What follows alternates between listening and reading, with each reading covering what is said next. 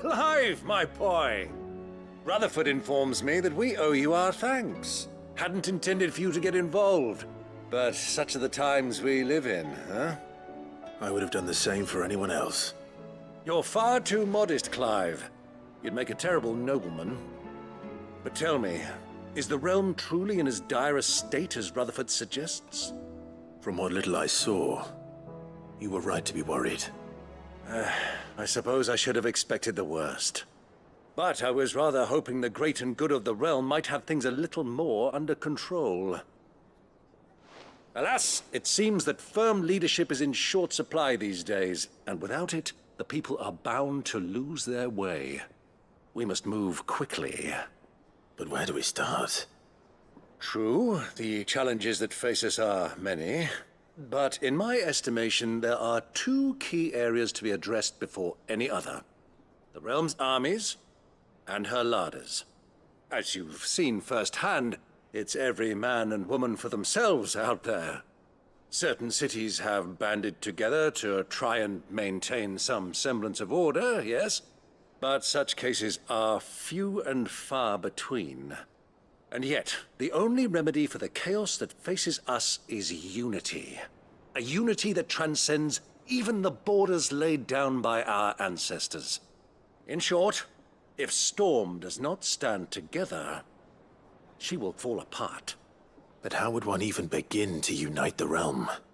The armies, my boy. As I told you already, we begin by restoring order among the ranks of those sworn to maintain it. Sadly, I doubt I could convince even the lowliest gaggle of privates to dig a latrine together. But I do know someone the High Commanders have been known to listen to on occasion. Field Marshal Eugen Havel. I thought he was retired. He was, until an Akashic army tore through Randalar and killed most of the rank and file. There is no man alive more capable. Literally. And as luck would have it, I've already spoken with him on the matter. Of course you have. And he's agreed to help. On one condition. That he first speaks with you personally. Havel has always been a man of frustratingly rigid principle, and he has certain qualms about clasping arms with, well, with an outlaw. I extolled your many virtues as best I could, of course, but the old goat was adamant that he be allowed to appraise you in person.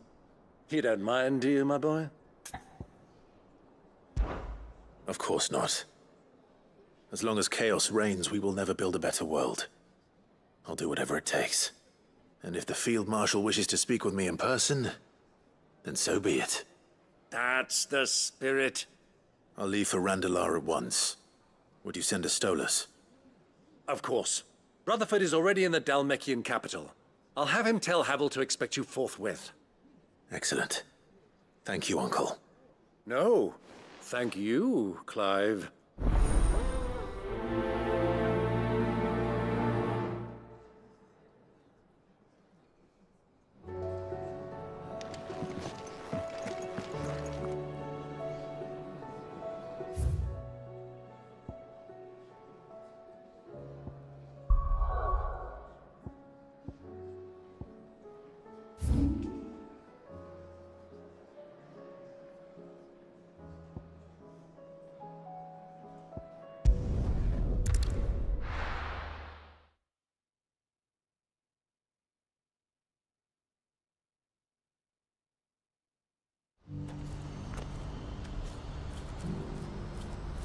Do you see that too?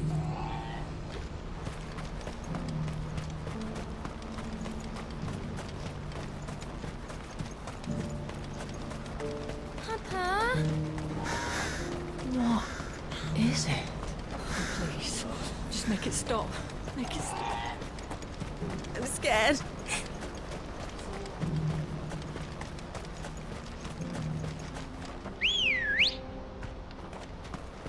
Ready, girl? Run like the wind.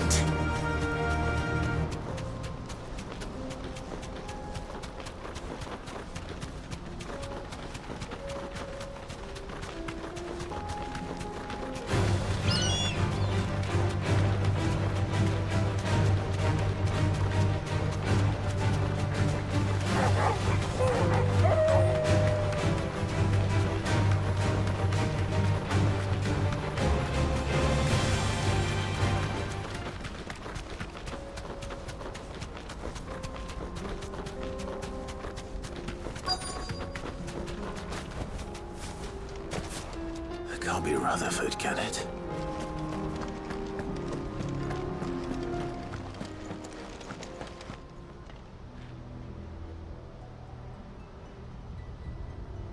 Turncoats and cowards, the lot of you! If it's a fight you want, it's a fight you shall have! Allow me. I don't need your... Please, Field Marshal, oblige him. This won't take long. You're right. It won't. Men, finish him.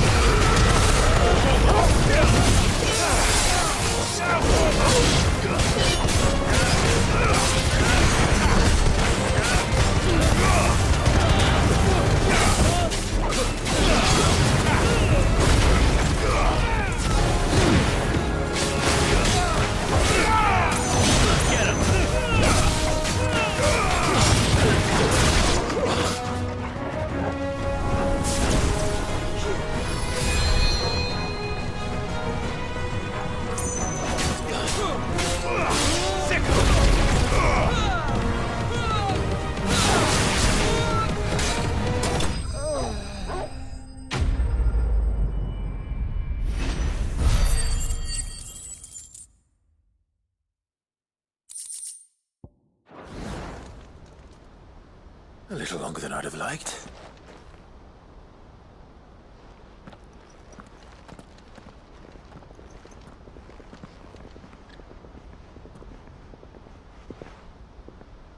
Field Marshal Havel, I presume. Are either of you injured?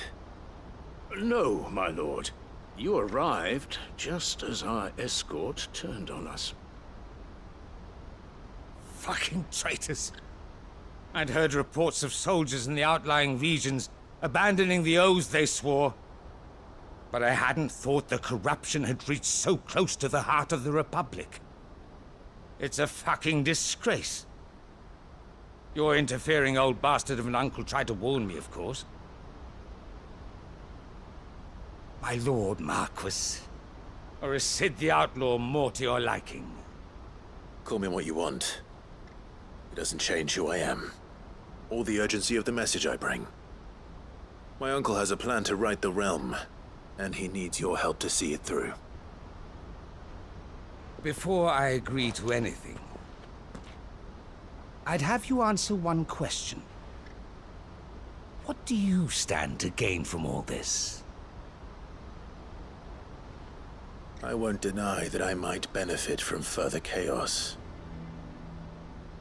But I seek a new beginning for all of us. And while the choices I've made may not always have been the right ones, I know I made them for the right reasons. For so long, so many of us have been told how we could live, how we could die, when it should have been our decision all along. Now we have a chance to put things right. But in order to take it, we must stand together. Even if it be beside those with whom we don't see eye to eye.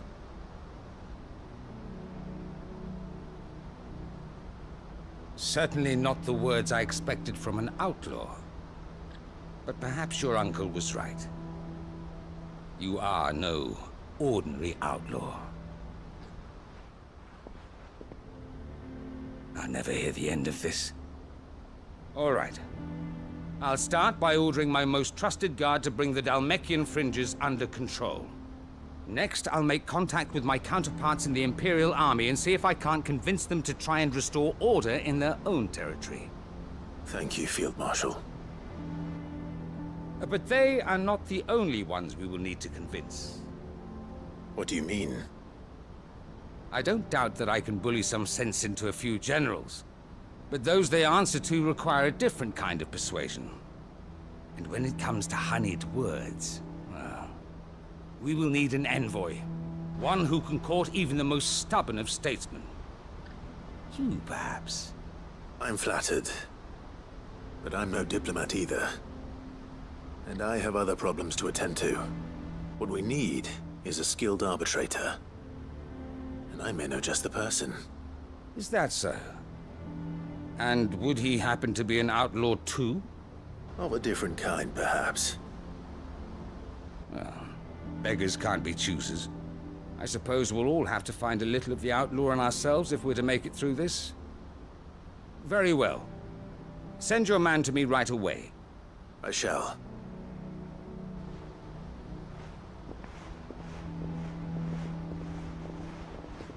My Lord Marquis. Your Lord Uncle bade me escort the Field Marshal to his manor in Port Isolde. And I will see that my associate joins you there. Very good, my lord.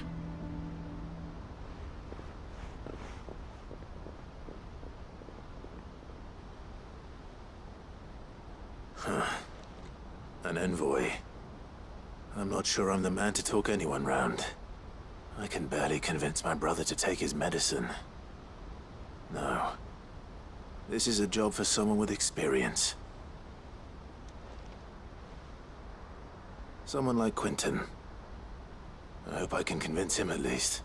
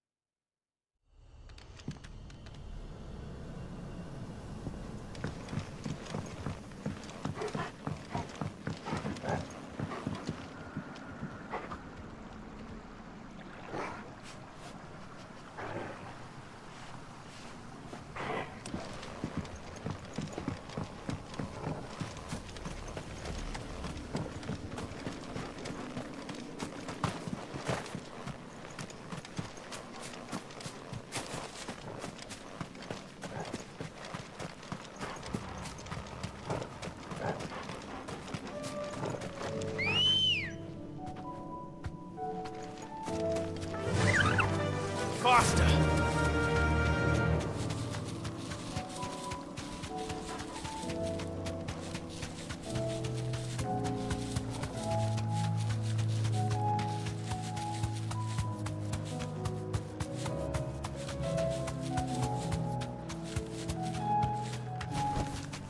Back to the stables, girl.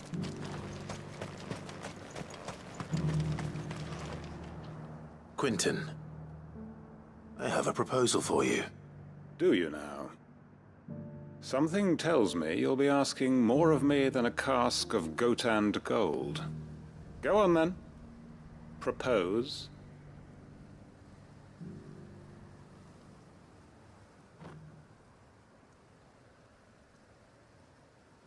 You'd have me convince the chiefs and chamberlains of the realm that they should simply swallow their pride and do the one thing that has proved impossible for thousands of years. Was there anything else? Perhaps I can fetch you a meat pie as well. I know it's a lot to ask, but I can think of none better suited to the role. And you'd have me give up what little I have left to do it. I told you, Clive.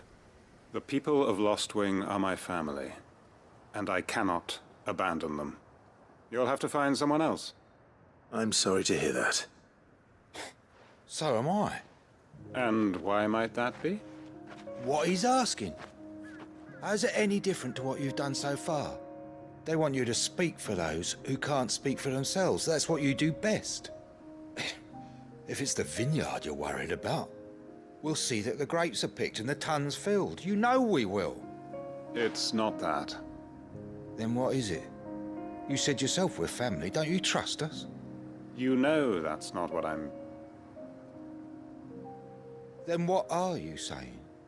That only we are worth saving? Why turn your back on everyone else? You convinced us we could build new lives for ourselves, and if you can do that, who's to say you couldn't convince the entire realm? A stirring argument. I fear that any rejoinder I make might fall somewhat flat by comparison.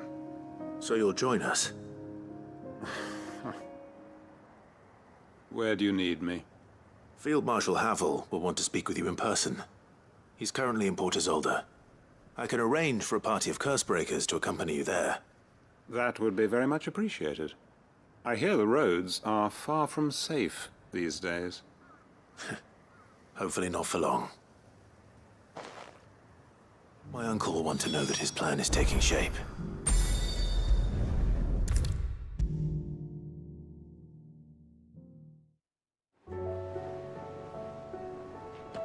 Uncle, I bring good news. The Field Marshal has agreed to your plan. Ha! Of course he has. I didn't doubt you for a moment, dear boy. Rutherford is accompanying him back to your manor in Port Isolde as we speak. They will await your return there. As will one other. One other? Who, exactly? Lord Havel was concerned that even if he could get the realm's armies to agree to an accord, he might not be as successful in convincing those with political power. He asked if I might have a solution, and I suggested a certain Imperial Lord Magistrate turned Liberator. One of your co-conspirators? Master Quinton would probably call me one of his, but yes. Another outlaw, then. Just the thing we need to put these rotten politicos in their places. Good thinking, Clive. I'm glad you approve. The more the merrier, eh? Uncle, assuming Havel and Quinton can solve our problem with the armies, you still haven't mentioned how we might manage the grain shortages. Oh, don't you worry, my boy. The 7 high houses will be seeing to that. They have all agreed to make the most generous of donations.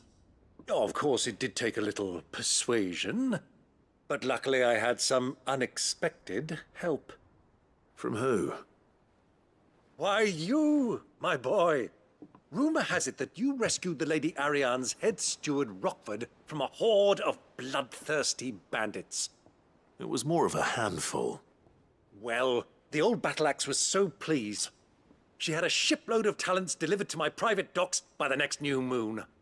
And when the other houses saw the parsimonious old crone's purse strings finally loosen, they as good as tripped over themselves in the rush to follow suit. I'm happy to hear it. Now, I must be getting back to the manor. Join us there at your earliest convenience, would you? Of course, Uncle.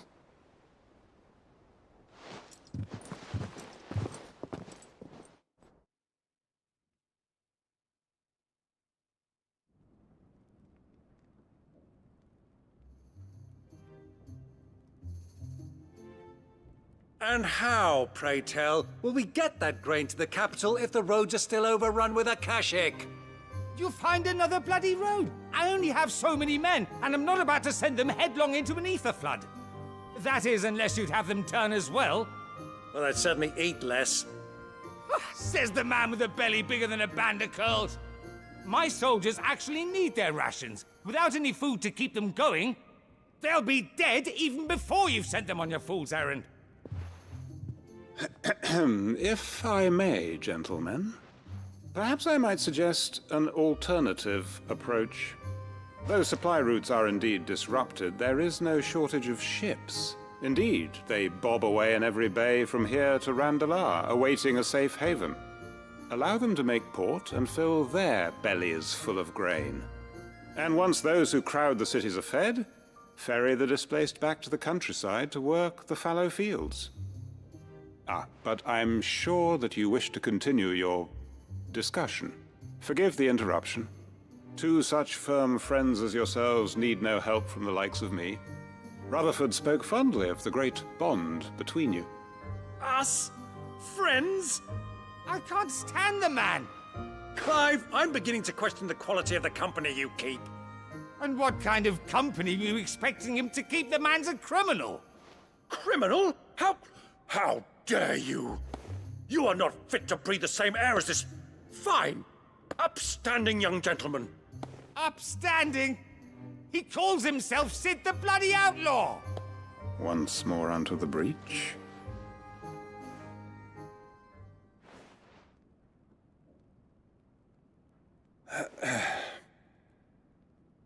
Shall we begin again? What we seek here is not to create a new nation, nor to claim the thrones of those that already exist. We wish simply to bring stability to the realm that mankind might weather the current storm. And to do that, we must convince those in power, the generals, the statesmen, the nobles, that our cause is just. There will be disagreements, yes, and I imagine some resistance, much resistance. But we cannot let that deter us. If we show them the path, show them that we walk it ourselves, then I am confident they will follow. The fate of the world lies in my nephew's hands, but the well-being of her people lies in ours. And we must not squander the chance that Clive has given us. Uncle Byron, Now, with that settled, let's move on to the signing of the Accord. For what great moment in history hasn't been accompanied by a little ceremony?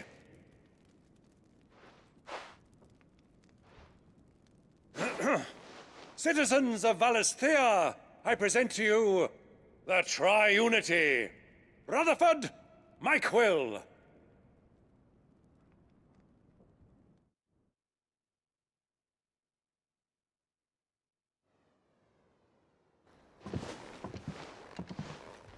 Well, my boy, the stage is set.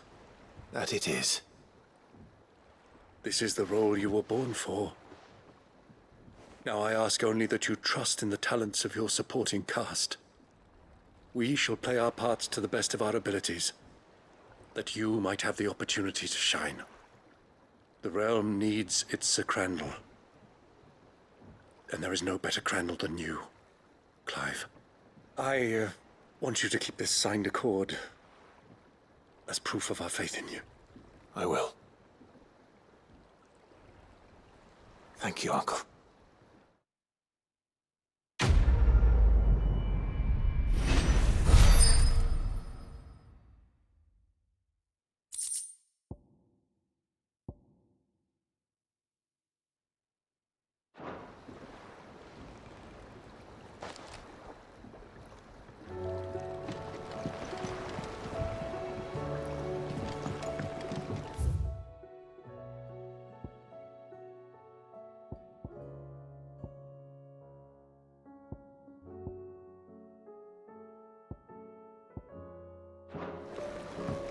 What do you think that thing is?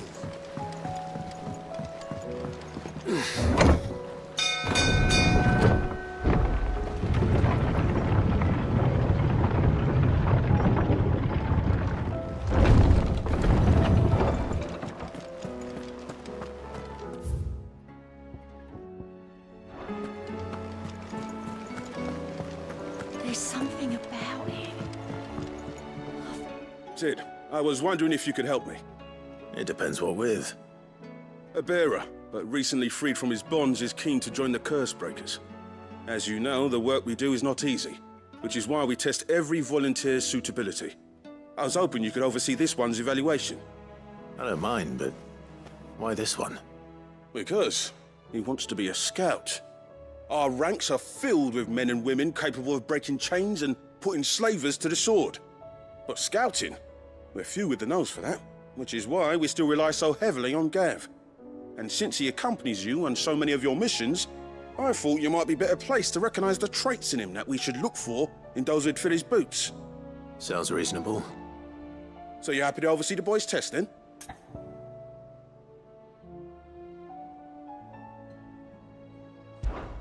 One can never have too many scouts. Truer words, Sid. I'll let the initiate know that you'll be attending his trial, and that he is to proceed directly to Northreach in readiness. No time like the present, eh? No time like the present. I'll await you there.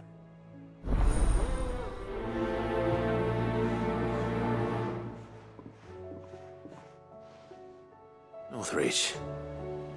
I don't suppose they could have chosen somewhere closer.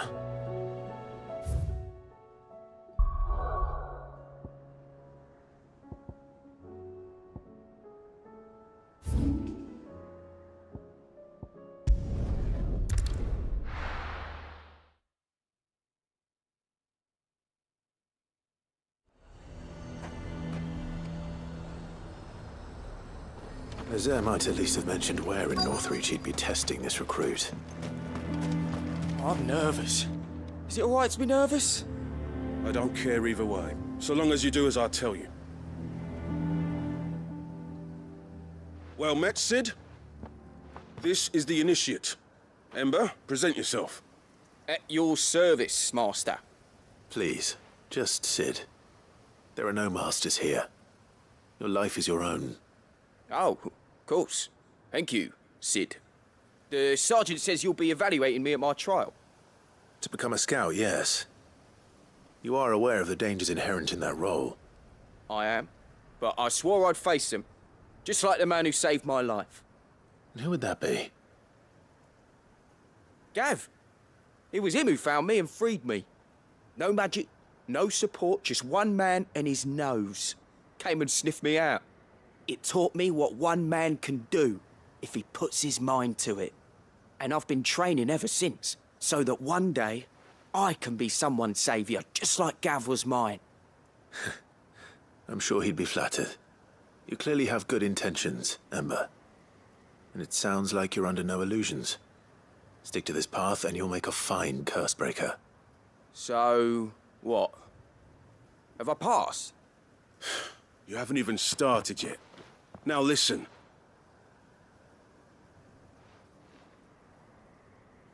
Not far from here is an Imperial lookout, Eastwatch. The guards there record all their sightings in a logbook. You are to find it and bring it here. And bring it here, right. Anything else? No. Sneaking into a heavily guarded Imperial outpost and stealing the logbook would be quite sufficient. You'll need to assess the situation, determine a point of entry, create a distraction and effect an escape, all without being discovered and thrown into an Imperial oubliette. Ember, Gav isn't our best scout because he can do everything.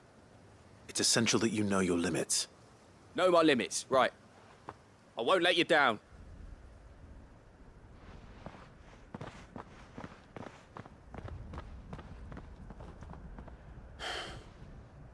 It shouldn't be as dangerous as I made out. But keep a weather eye on him all the same, would you? On my way. All right, Ember. Impress me.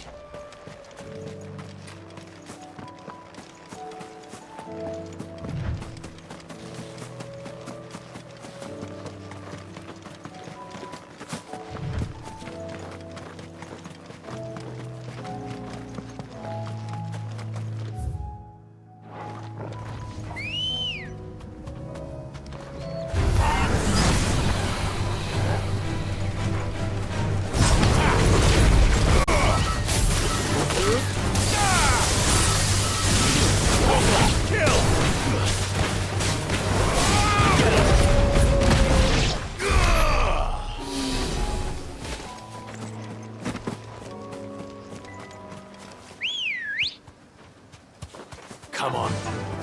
Fly, Ambrosia.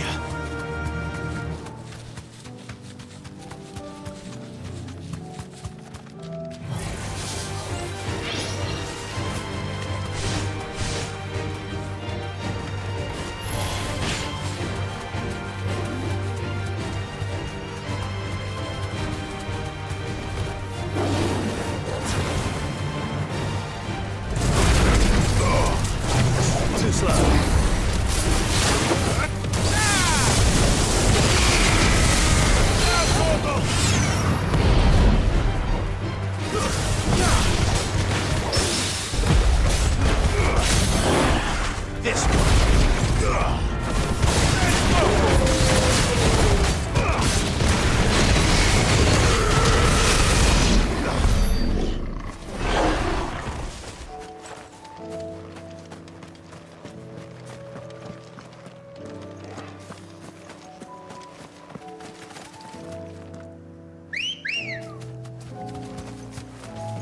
Good girl.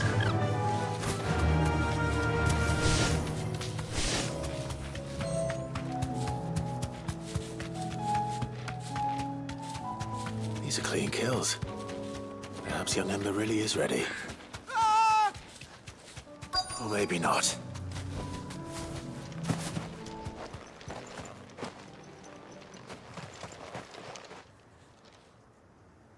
Damn it. Ember, draw your sword! I can't! Then run! If you want him, you'll have to go through me.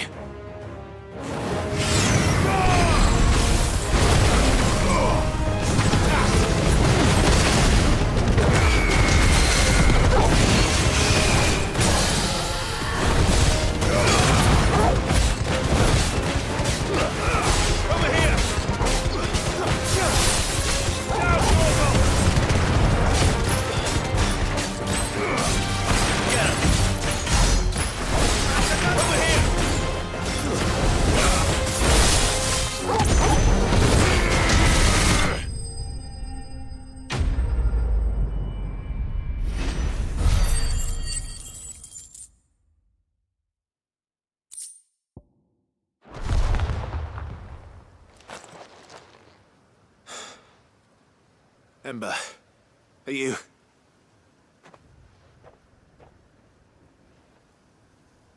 Gone.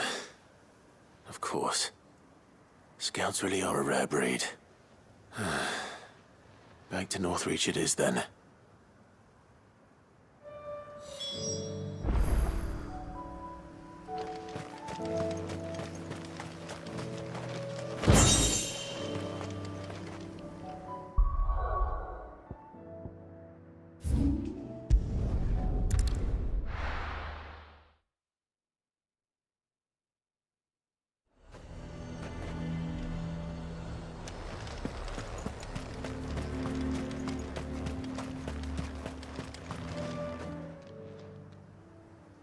I didn't expect you back so soon.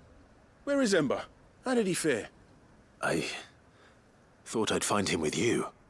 He must have fled. I followed him to Eastwatch, where I found him being set upon by a wild Avis. He was just standing there. Didn't even draw his sword. I had to step in and take care of things. But by the time I had, he was nowhere to be seen. I assumed he'd set off in your direction, but apparently not. I'm sorry, Sid. I knew the boy had a nervous streak, but he seemed like... The right man for the job? I believe this is the logbook you tasked me with retrieving. Eh? How did you... Don't you tell me you breached the tower while Sid was busy saving your skin. What? Wasn't that what you asked me to do? To bring the thing back without getting caught? He has you then, his heir. And he did it all on his own. But Sid, he did what he thought was best. And now I have to decide whether I agree. Of course. We'll await your evaluation back at the hideaway. Don't you leave my sight. Yes, Sergeant.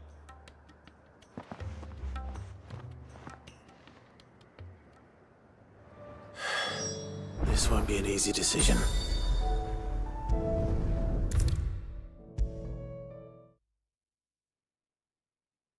You should have seen him. The thing didn't stand a chance. Yeah, neither did you, I hear. Welcome back, Sid. Welcome back, Sid. Yes. Welcome back. Trip wasn't too much of a pain in the arse, I hope. Truth be told, it was me who suggested roping you in to help with the trial. But from what I hear, things didn't go quite as planned. No, they most certainly did not.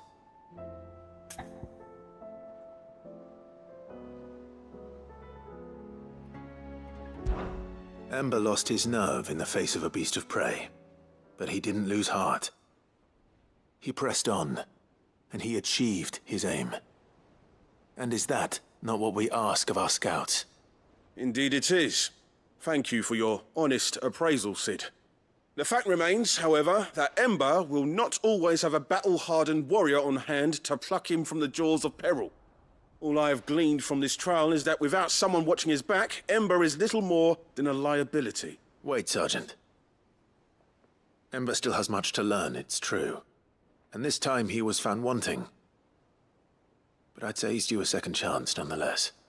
After all, he did do as you asked. With a bit of hard work, any hand can be made to hold a blade, and any mind can conquer its fears. But a scout's nose is different. You've either got one, or you ain't. And by sniffing out that log, young Ember here has shown he has a conk and a half. Wouldn't do to waste it now, would it? Fine. One more chance. I'll do whatever you ask. I'll spend my days and nights in the pit if I have to. I'll show you. Just you wait. Daft as a brush, that one. But his heart's in the right place. Just like someone else we know. And if you ask me, we've been leaning on him for far too long. That time the Cursebreakers took some of the weight off his shoulders, I reckon. It couldn't hurt. Just don't tell Gav I said so, will you? I won't have him thinking he's been hard done by. Next thing you know, he'll be asking for a day off. Chance would be a fine thing. Back to work. Forgive me, Sid. This did not play out as I expected. Things rarely do these days. But that's why we need men like Ember more than ever. Men who can make the best out of a bad situation. Remember that. I will, Sid. Thank you.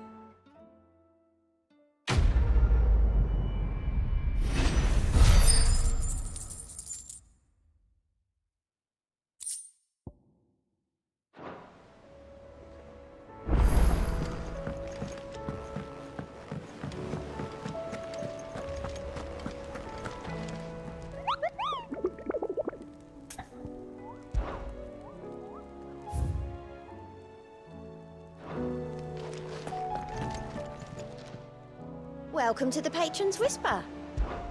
Is everything we've received and everything promised? Come again. I may have more for you. Twin sides, honey.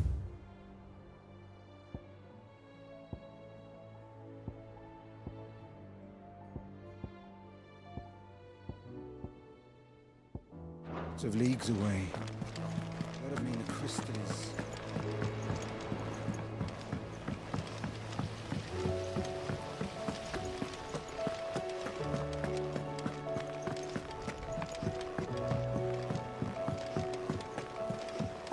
What do you think happened to Miss Midadol? I heard she was kicked out of the university.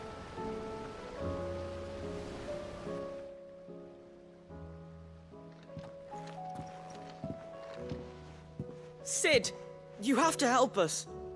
With what? You didn't take apart another of Mid's contraptions, did you? No. Well, yes, but that's not what we want to talk to you about. It's Miss Midadol. She's been acting strange. Very strange. She's barely ever around. When she is, she acts like we aren't even there. Her head's in a crowd. In the clouds. That's what I said. In the clouds. Well, she does have a lot on her mind. When did you last see her? Not long ago. Right after she got back from saving you from Stonehenge. Then it's probably just about the Enterprise. It did take quite a battering on the way there and back. You didn't break it, did you, Sid? You really should be more careful around Miss Midadol's inventions. Don't listen to her. Even if you did break the Enterprise, you could put it back together, couldn't you? But who's gonna put Miss Midadol back together? She seems really sad. Why don't I go and see if I can cheer her up? You do that? For us? She's in her dungeon. Don't scare him. It's not a real dungeon. Thanks for the warning.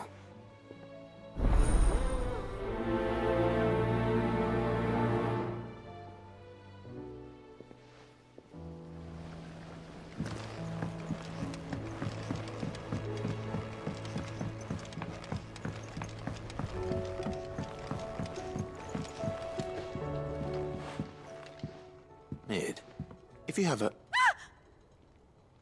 That's it! I knew it! The answer was right here under my arse all along! If this doesn't steer to the skies, nothing will! To the skies? You aren't trying to give the Enterprise wings, are you? What else would I be doing? The children seem to think you're avoiding them. They're worried about you. Is this really so important that you need to shut yourself away from everyone? The Enterprise is already the fastest ship in the realm, and that's with the sea beneath her. But what if she weren't bound to the waves? What if she weren't bound to anything at all? It's not fair. The gods get the skies all to themselves, so I'm gonna do something about it. The Fallen had their chance, but they relied too much on magic. And see where that got them? But not me. I've discovered how to do it without. Well, almost. First, I need to make a prototype. And is that a one-woman job? Are you volunteering? I'll have you know the Enterprise is my baby. But if her godfather's offering to lend a hand, I'd be happy to take it. First, I'll need oil, and not just some old drippings from Miss Molly's spits in the Tub and Crown. Refined stuff, like they make in Ordil. Then I'll need some bone, or shell. Light, strong, preferably no longer attached to the beast it belongs to. If it's beast bones you're after, I'm sure the curse breakers will know where you might find some. No, they'll know where you might find some. You're the one who offered to help, remember? I should speak with one of the curse breakers before I set off for Old Hill. See if I can't find this bone while I'm there as well. Has Midadol mentioned a new project yet? Not exactly.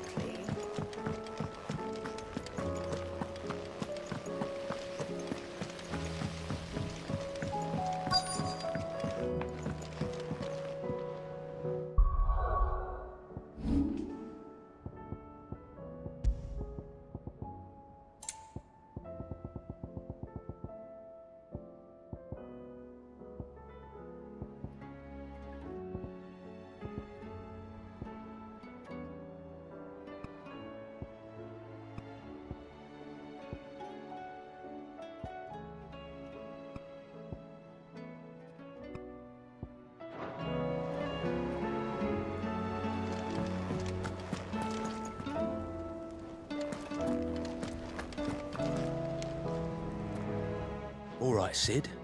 Come to buy us around, have you? Only if you earn it.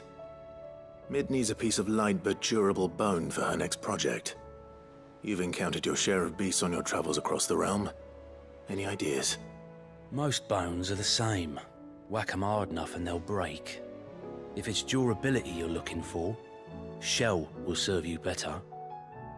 You know what an adamantus is? I do. And I know to give them a wide berth. Will any old adamantus do? Well, with shells, the older the harder. There's a rumour of an ancient adamantus down in Karava, near Old Bidza, or what's left of the village anyway. But don't expect to make quick work of the bastard. There's a reason it's lived as long as it has. I'll keep that in mind. Thank you.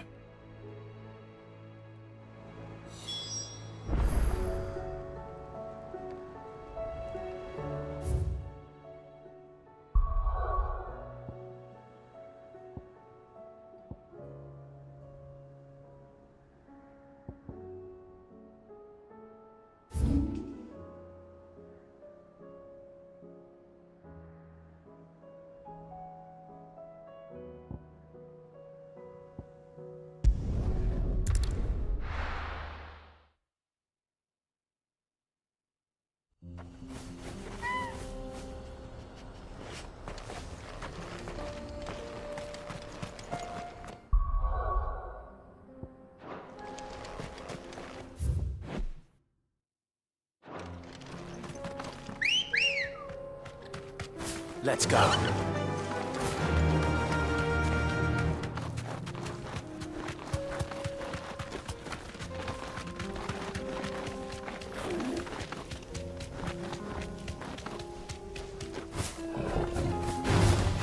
No mistakes.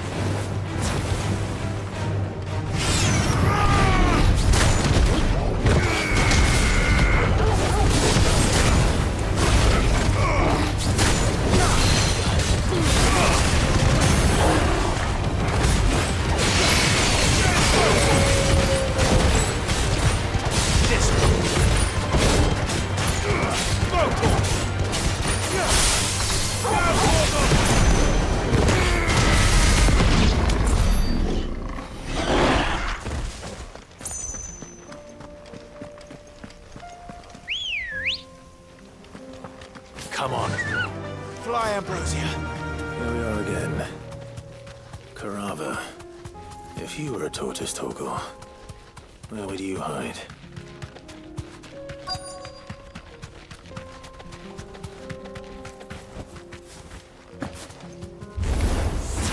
It looks like we found him.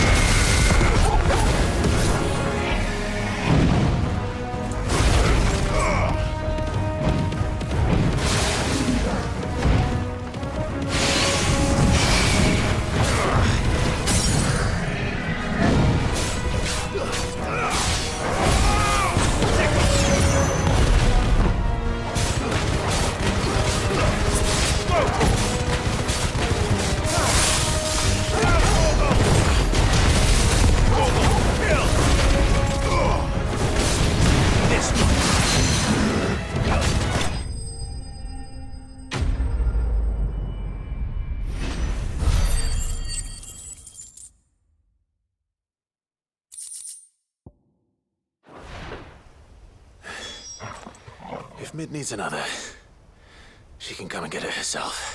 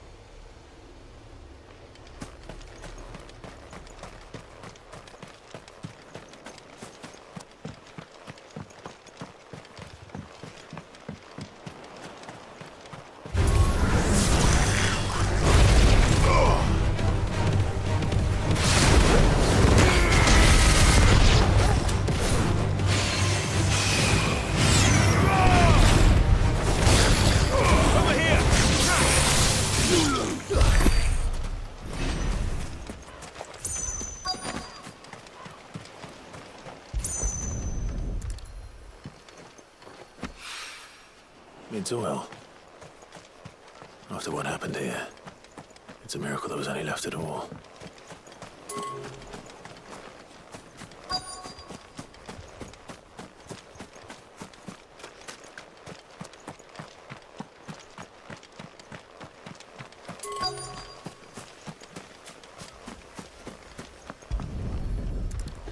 I better get these materials to Mid so she can finish her prototype.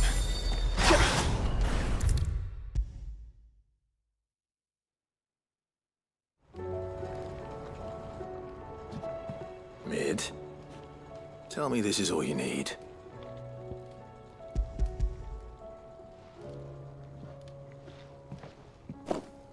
Aw, you make it sound like I asked you to save the world or something.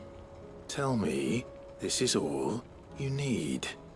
It's most of what I need. After you left, I went over the figures again, and I realized I'd forgotten a 1 and a 0. And a cogwheel. Just a tiny one. Though, that's the problem.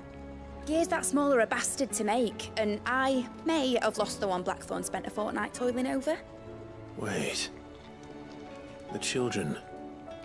When they took apart your scales, there was a tiny brass gear.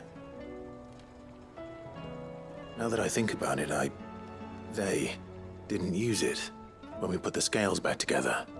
The young'uns? But why would the... You know what? I don't want to know. I'll keep working on the model. You go and find that cog.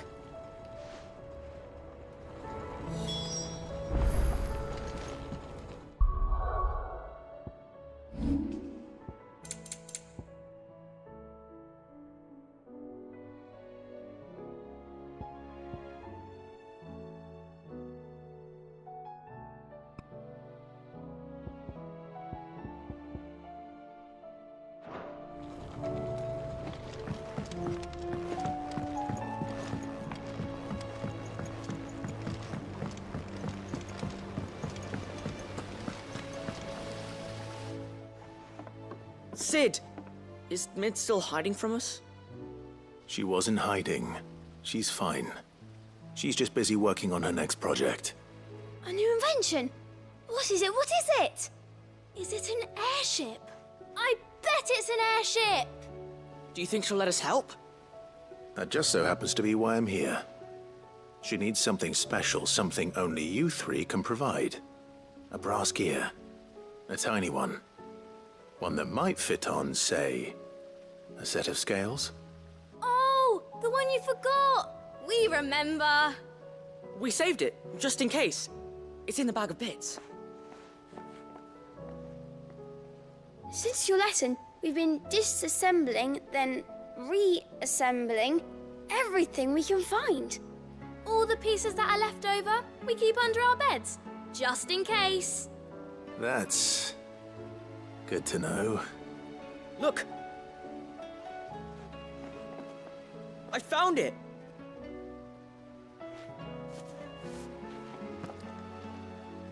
Is that all? Just the gear? We have more parts if Mid needs them. That's all for now. But I'll let Mid know about your hoard. Just in case. Thanks, Sid.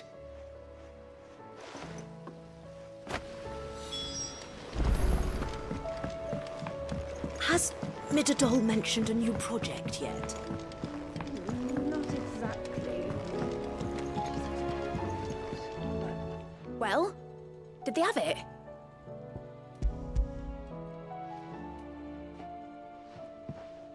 They did. And they kept it somewhere nice and safe. Will it work? Will it work? He's perfect! You're a genius, Clive. What exactly are you going to use it for? Only the most important job of all. The wings aren't going to move on their own. But with the right cog in the right place... well, you just wait and see.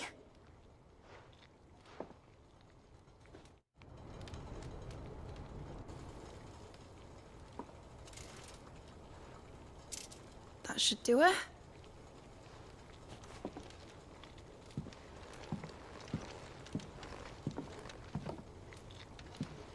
Here goes nothing.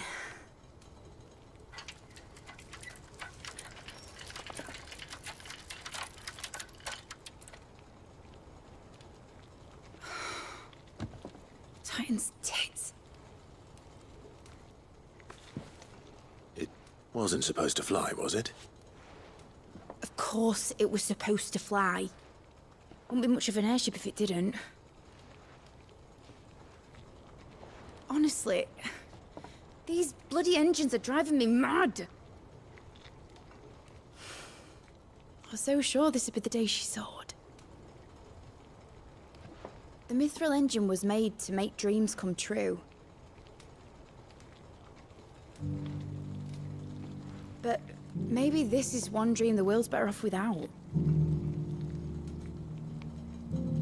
Show folk how to take flying. It won't be long till they're raining death down on each other. People will lose their homes. Children, their mums and their dads. Like I lost mine. I'm sorry. So am I, Clive. So am I. Sorry that I have to choose. Do I follow my head, or do I follow my heart?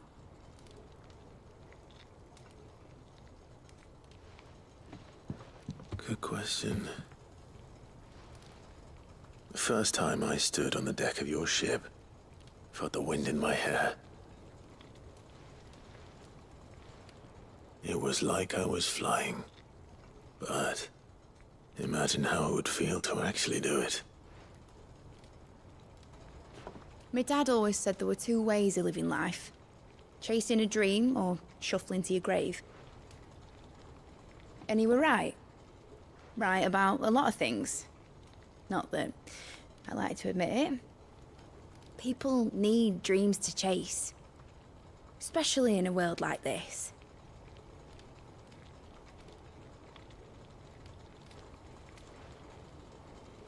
Right.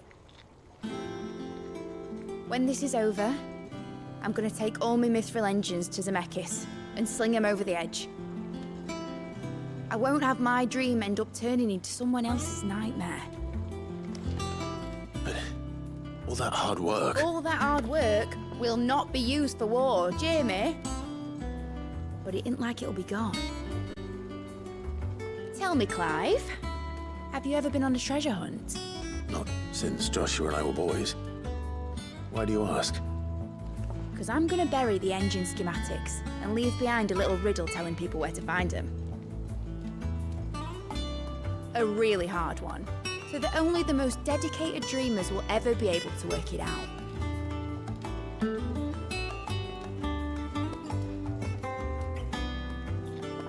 Ooh, I can picture it now. Some daft general squinting at the words with a gormless expression on his mug. Like that one, yeah. Right.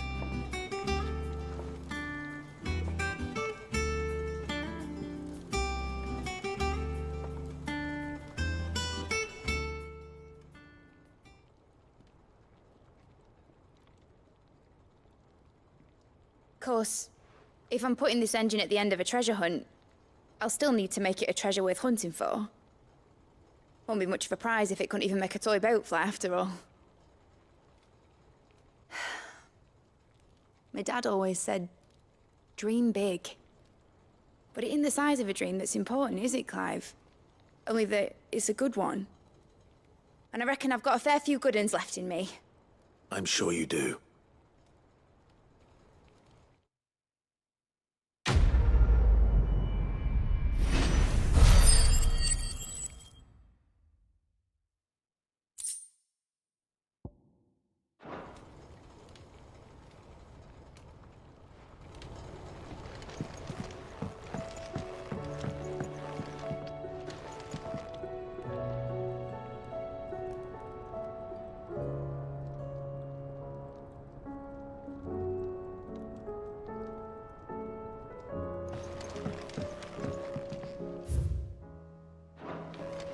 Has Midadol mentioned a new project yet? Not exactly. She seems preoccupied. But whatever should I write next? A love story, perhaps?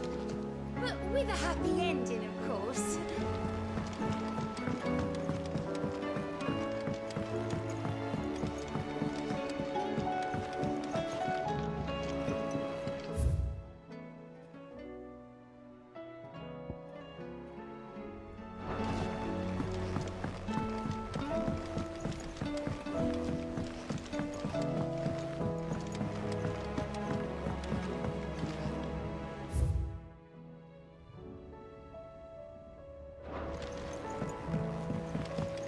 Say what you will, Lady Karen has seen herself.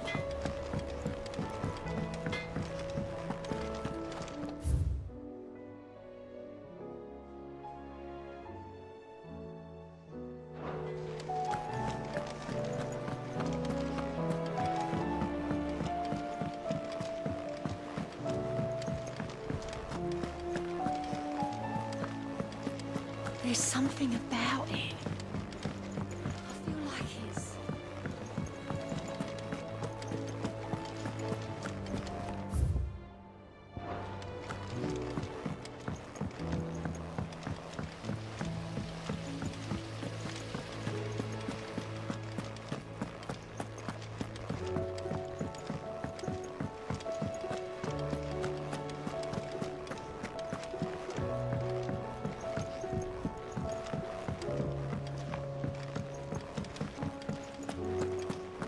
I will not let them be forgotten. Sid, may I have a moment? Of course. It is an honor to finally speak with you. My name is Herman. I've been with the Cursebreakers for some time now, and I wish to be deployed to Ash. Any assignment will do. No. The lands across the Narrow are too dangerous. I will not send good men and women to risk their lives needlessly. Why would you want to go back? I need to retrieve something. Something important. I was raised in an orphanage. The Badbach Conservatory. Or rather, I was held captive there. It was not a place of nurture. It existed solely to turn bearer children into mindless weapons. We were tortured until we feared no pain. Tormented until our hearts turned to stone, and few ever survived long enough to become tools of the last king. I can't imagine. I lost so many. I can't even remember all their names, but they must be remembered. They cannot fade away, faceless and forgotten. The Institute was run with military precision. Every child measured, every name recorded, every death logged with meticulous care. Sid, allow me to travel to Ash and recover the registry so that my brothers and sisters might live on. You are a good friend, Herman. But the fact remains that Ash is simply too dangerous. Sid, please. Even should it cost me my life. Too dangerous for you, Herman. But not for me.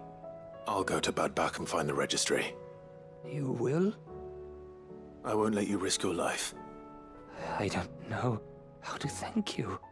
You can start by telling me where I'll find this orphanage. Vida Grace. Hidden in a forest, overlooking the plains. All right. I'll see what I can find there. May the mothers guide you.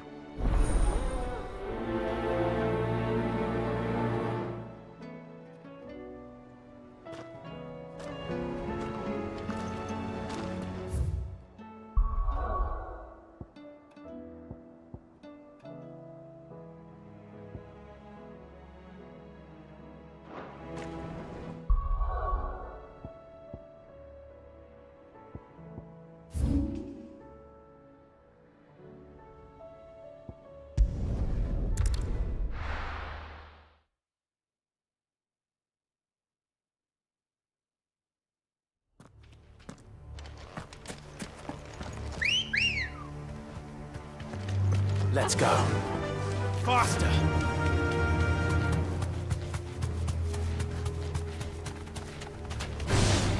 Time to fight.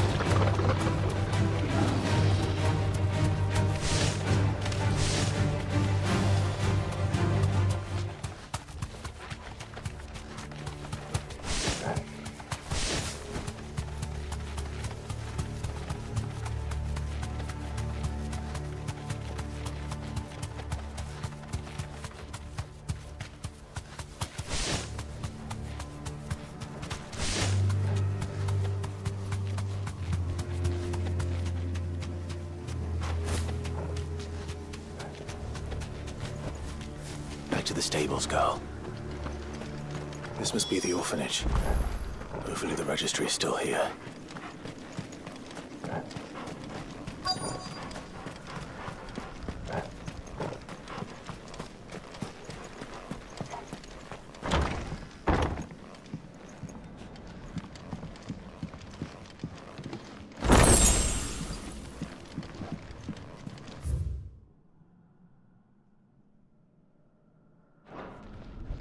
Disposed of.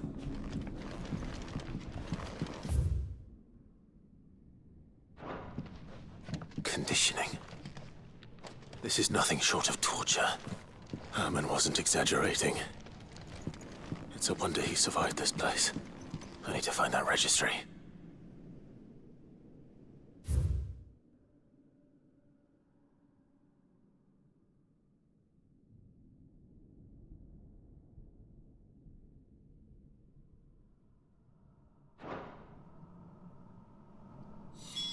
This reads like a suicide note. Did the director go through with his plan? There's only one way to find out.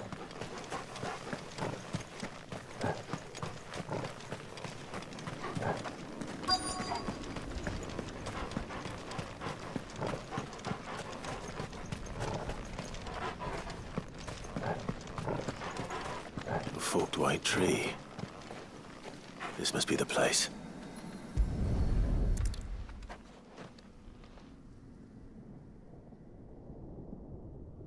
Could he really be buried here? There's something hidden among the roots. Let's see.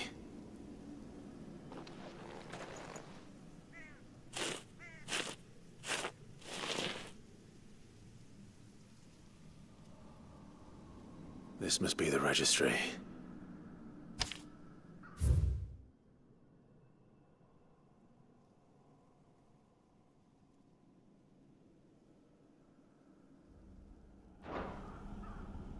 So many names. This place was a slaughterhouse. And where is the architect of all this misery?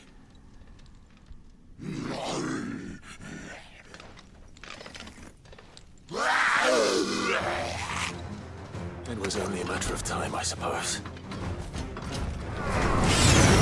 This place is cursed.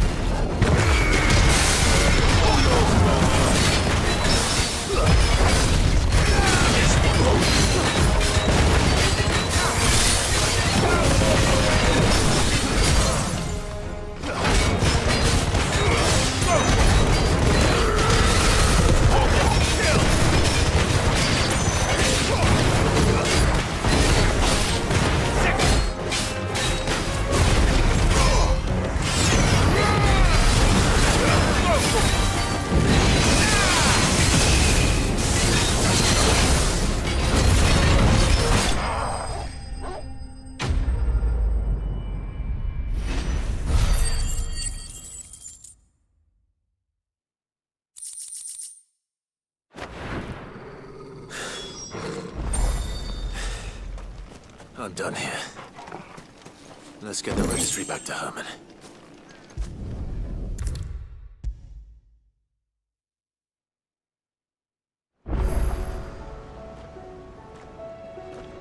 I hear that you traveled to Ash, Sid. Did you by any chance recover the names of my fallen friends? I did. Yes.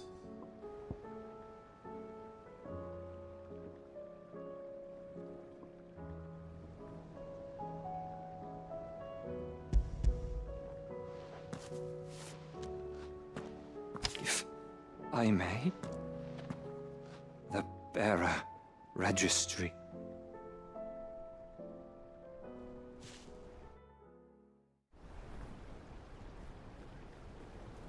The director was a brutal man. He got no worse than he deserved. The registry was all I found beneath the tree. There was no sign of a body. Or any record of what happened to the children after the orphanage closed. I pray that at least some of them survived. All their names are here. The ones we lost. My friends. My light in those dark times. I can still remember their faces, like it was yesterday. Children who were taken from their bunks in the morning, never to return. No explanation ever offered. They'd be happy to know that you survived, Herman. But why did I make it out alive, when so many others died in that awful place? It's not your fault. And blaming yourself won't bring them back. Honor their memory. See that their names live on. That way, at least. They're never truly gone. Thank you. Sid, I'm going to write a book. An account of the horrors of Badbach, and the spirit of those its custodians sought to crush. All of Valisthea will know of our suffering. And in the name of those I lost, I will not let it happen again. Neither will I. These records would have been buried for all eternity, were it not for you. Thank you.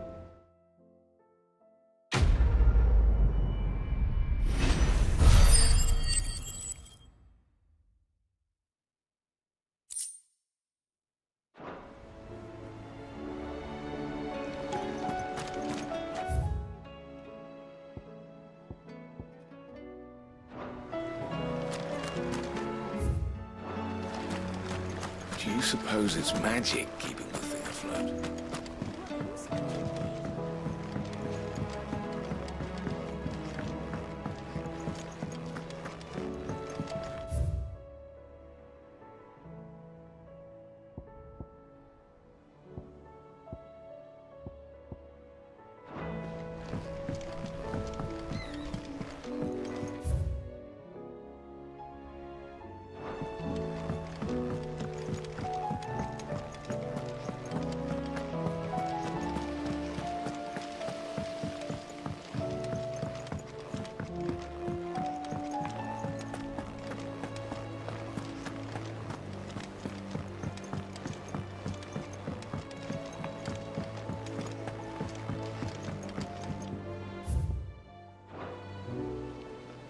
Sid, do you have a moment?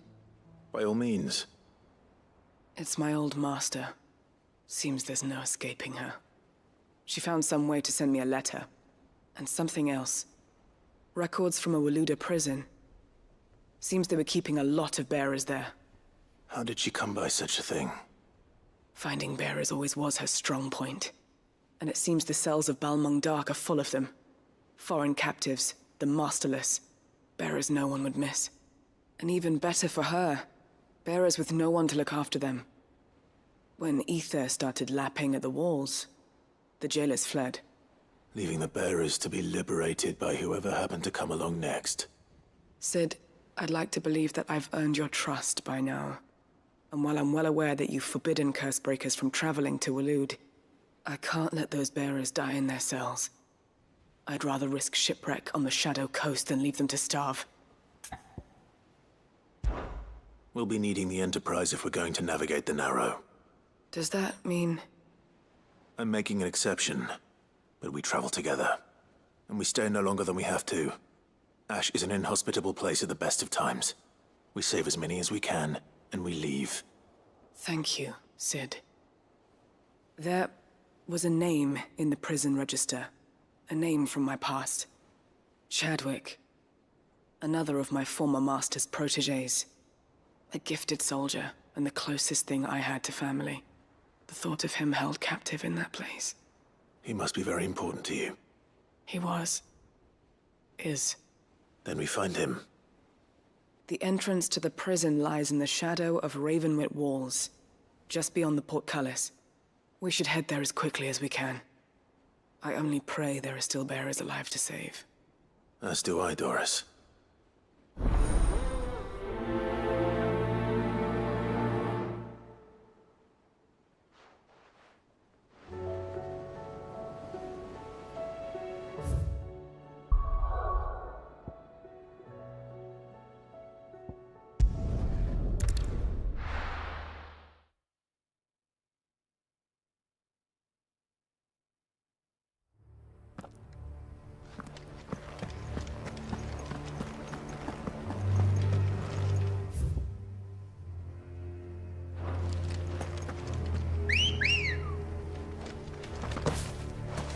Come on. Doris is waiting for me near Balmung Dark. The longer she's out in the open, the more likely she is to be found by a Kashyyyk. I need to hurry.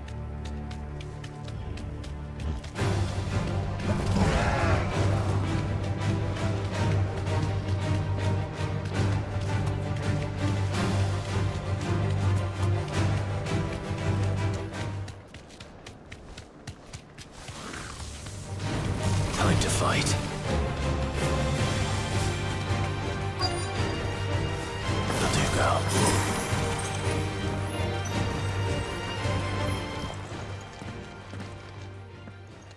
There were no guards, I take it. None manning the gates, no. It's a different story inside, though. The corridors are crawling with Akashic. Most likely guards left behind when the Wardens ran.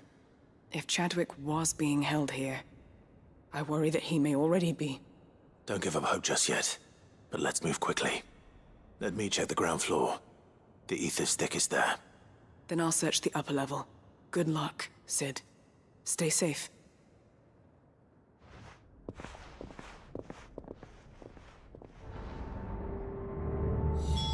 Just how bad are the floods inside the walls? Bad enough to turn a bearer? I hope not. We're risking a lot just being here. Better keep my eyes open for signs of life. Over here!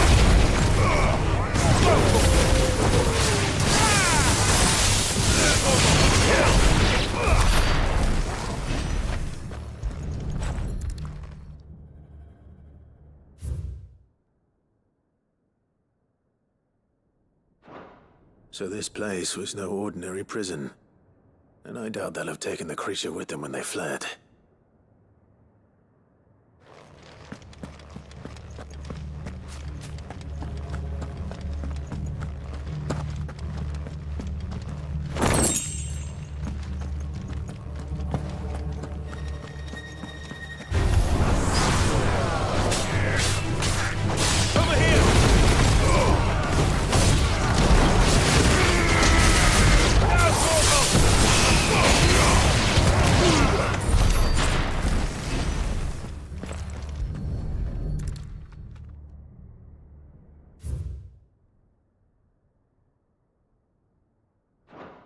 Minimal loss of Waluda lives. And what happens when they run out of bearers? Even the Imperials take better care of their branded than that.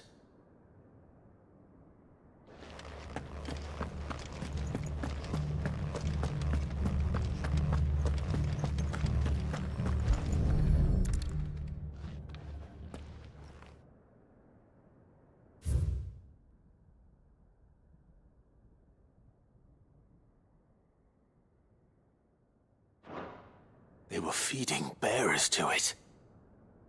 This is even worse than I'd feared. Nothing but Akashic down here. Hopefully things are looking better upstairs. I should go and see how Doris is getting on.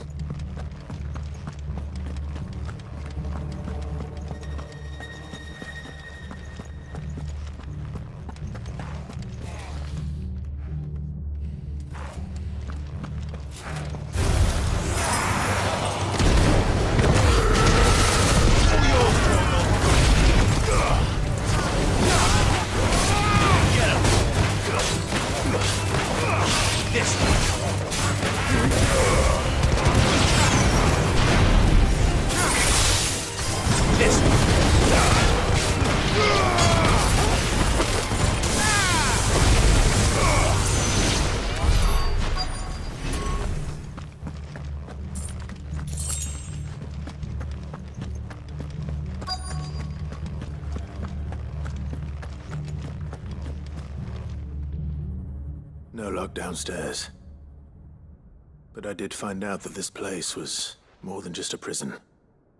Something far more sinister was happening here. I know. I've been reading some of these documents and... it can't be true, can it? Bearers die every day in service of their masters, but this is so much worse. Pitting bearers against a wild beast armed with nothing but their wits? And all in order to bring about more death. And not just those who could fight, but the elderly, children even. And those who wouldn't or couldn't were disposed of. Whatever that means. I'm afraid it means they were fed to the monstrosity they kept here. Then we're too late. And I was a fool to bring you here. Don't say that. Did you find anything else? A key. But it doesn't fit any of the locks on this floor. Perhaps it will fit one of the doors downstairs. There's a corridor I haven't searched yet. Finish up here, then come and find me when you're ready. All right. I'll be there in a moment.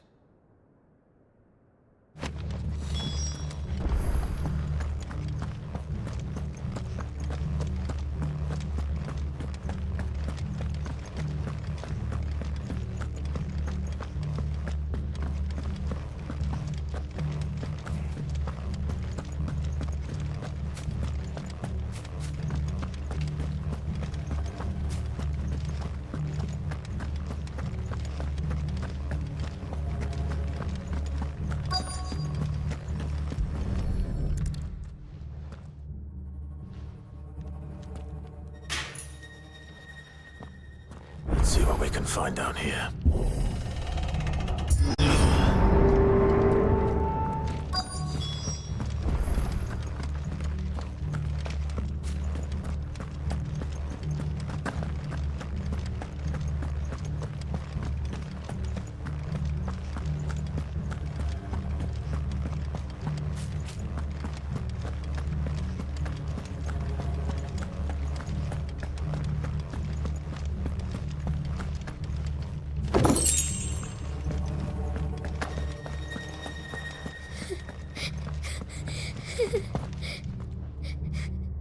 Survivor. And she sounds close.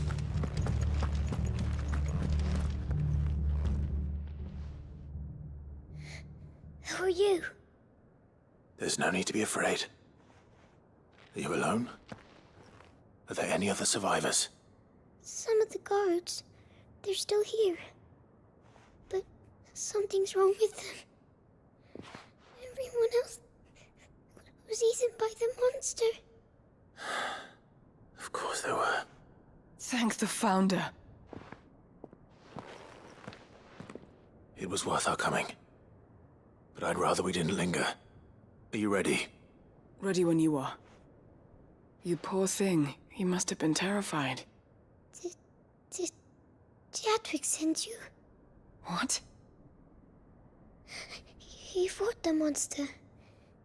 Distracted it so I could run away. He must have sent you. He promised to free the others too. Where is he? He opened your cell, didn't he? He wouldn't be here otherwise. Chadwick.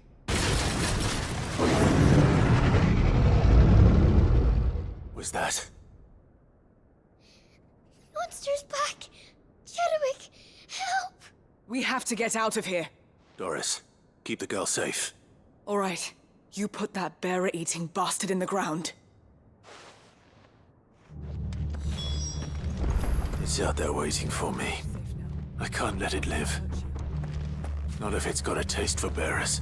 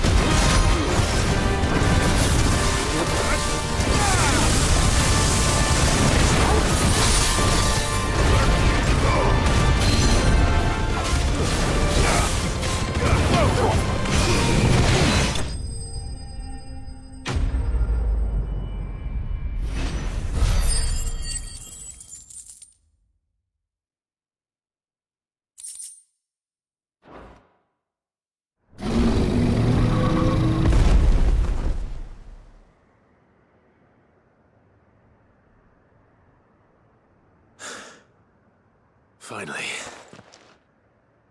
Sid, are you hurt? I'm fine. I think.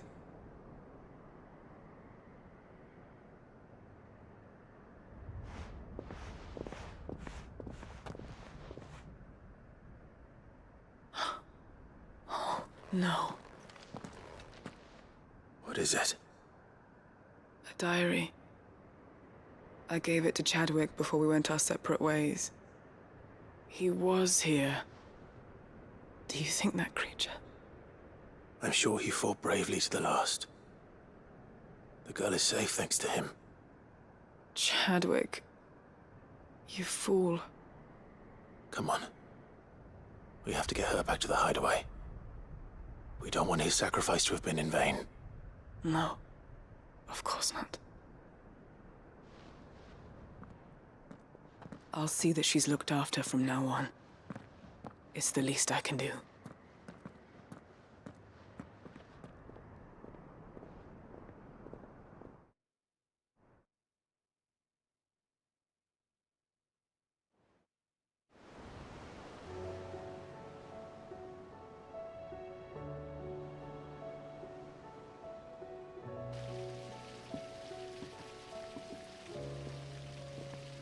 From what I hear, you've barely left the girl's side in days. I hope she's recovering from her ordeal. She is. Slowly but surely. She's far tougher than she looks. I thank the flames we found her. If we hadn't... I know. But we did. I'm sorry we weren't able to save Chadwick. There's no need to apologize. Without your help, I would never have found out what happened to him. How he fought to the bitter end to save her. To save Haida Marie. That's the man I remember. The man I thought of as a brother. I wish I could have met him. I'd like to hear more about your past. If you don't mind, that is. Of course. You already met my former master. She trained Chadwick and I to do two things. Kill and obey.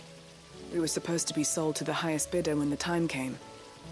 But no bid was ever high enough to convince her to part with us. For years, we were her daggers in the shadows.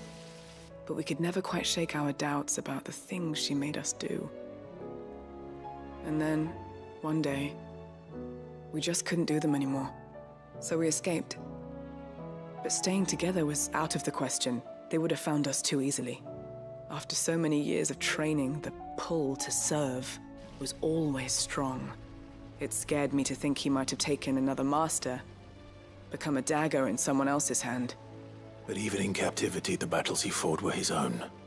And he died not as someone's tool, but as a hero. Haida Marie is proof of that.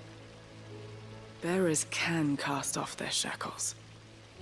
And the Cursebreakers will show them how. I'll fight until my dying breath to see it done. For Chadwick, and for all of us. Thank you, Doris. We'll be counting on you.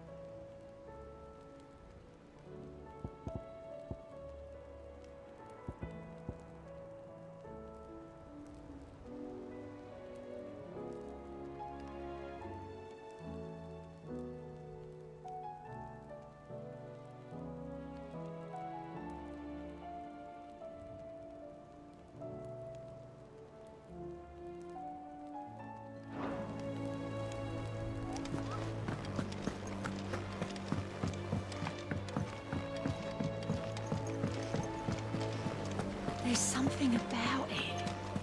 I feel like it's calling to me.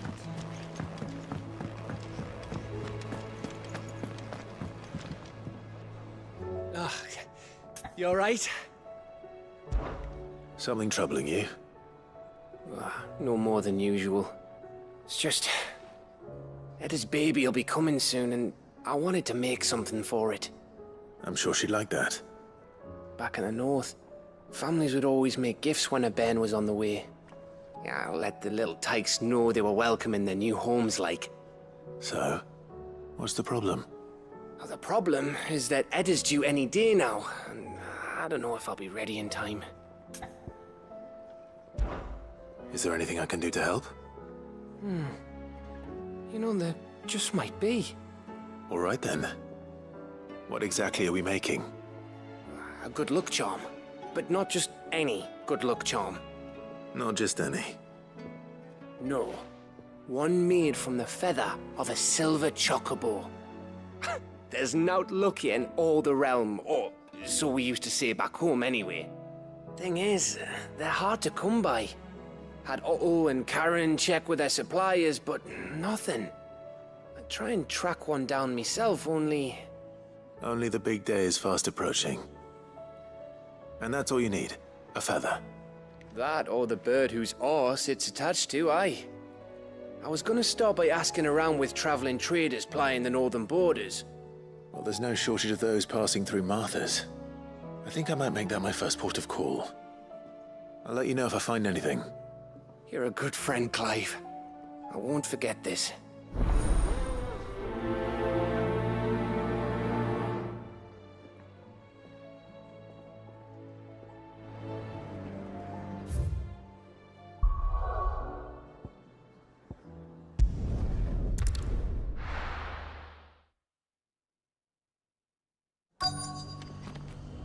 Let's hope one of the merchants here has what Gav needs.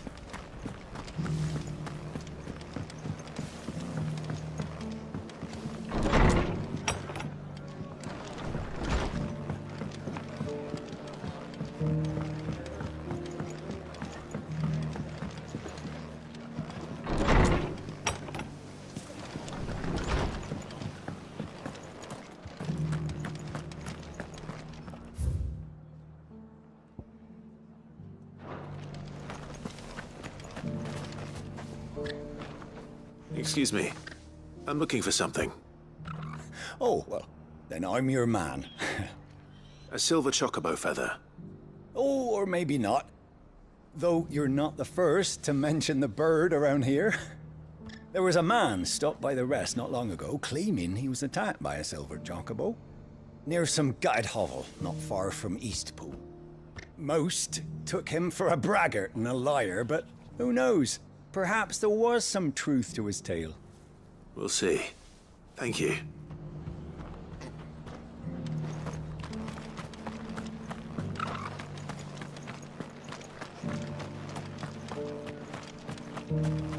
Just because the heavens have gone to wreck and ruin it, don't mean we have to. I've got greens. Let's get this stall set. How do, traveller? You've the look of a man who could do with a new whetstone. Or perhaps a bawdy etching of the Vicerine. Maybe another time. I'm looking for a silver chocobo feather. If that's the case, rumours are all you're likely to find. No one has seen a silver chocobo for years. Word is they were all hunted for their feathers. Some northern nonsense about bringing good luck. Didn't bring them much, nor their bows. If any are still out there, I reckon they'll be doing their damnedest not to be discovered. You're probably right. Thank you anyway.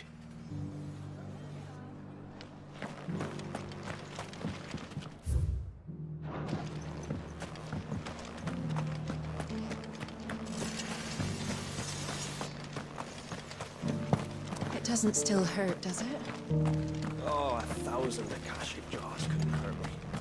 I'm the son of Rosaria, after all. A born survivor.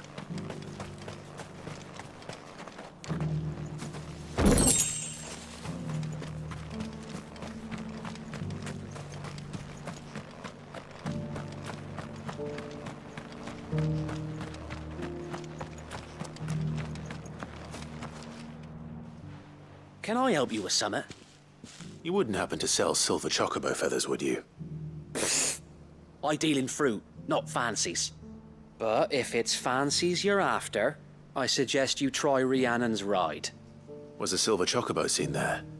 Oh, yes. If you believe the ravings of a madman. It wouldn't be the first time.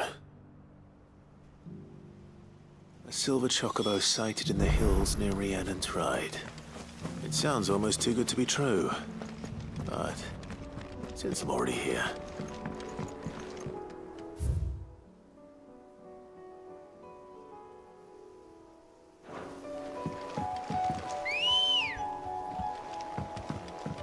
Let's go.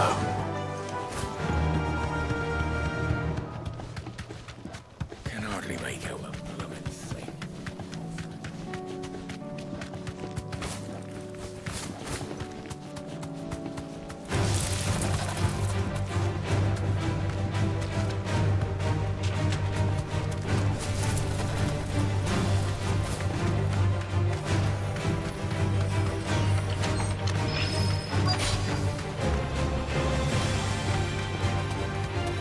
Tracks. Not left by bandits for a change.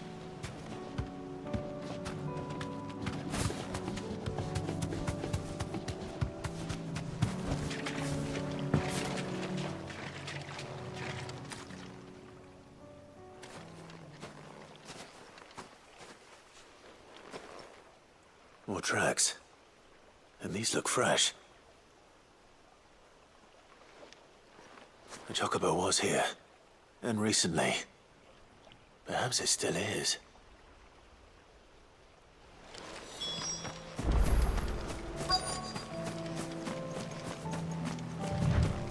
I don't hear anything.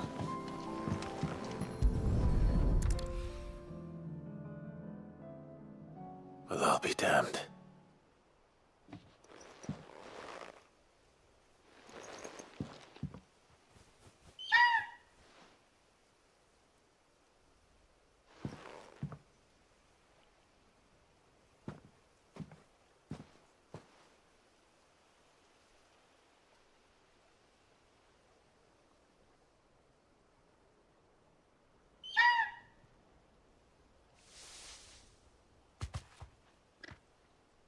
It's all right. I'm not going to hurt you. Just borrowing a feather for my friend.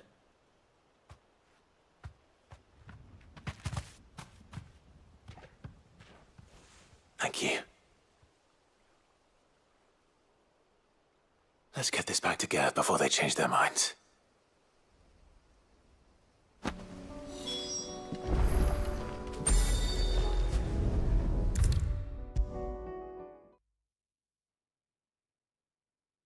It was no trouble at all.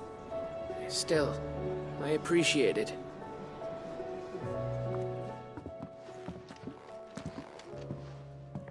Clive, you're back. How'd you get on? Any luck? Any luck, you say?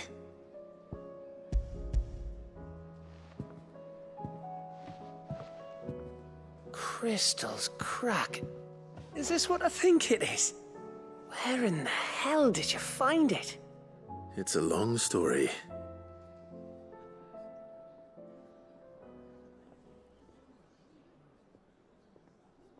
Right there on the road to Eastpool. Who'd have thought it? Everything up there's been abandoned for years. The empty cabin made for the perfect shelter. Though I fear my presence may have forced the poor creatures to look elsewhere. Don't blame yourself, Clive. The Blight's right on Eastpool's doorstep. They'd have had to move on before long, even if you hadn't have turned up. They'll find a new home. Trust me. After all, that's what us endangered animals do. Anyway, what matters is, you managed to nick us one of their quills before they could run off. And now all that's left is to fix it to the carving. I didn't know you could carve. Reckon there's a lot you don't know about me. Like the fact I'm as good with a whittling knife as I am with a sword. And that bone Ember gave me's a dream to work with. What did you say it was from again? An Avis? But it weren't your Avis, Sid. I slew one of my own at last. So all those long nights in the pit finally bore fruit. I'm proud of you, Ember. Don't speak too soon. I ain't done my trial yet. There we go.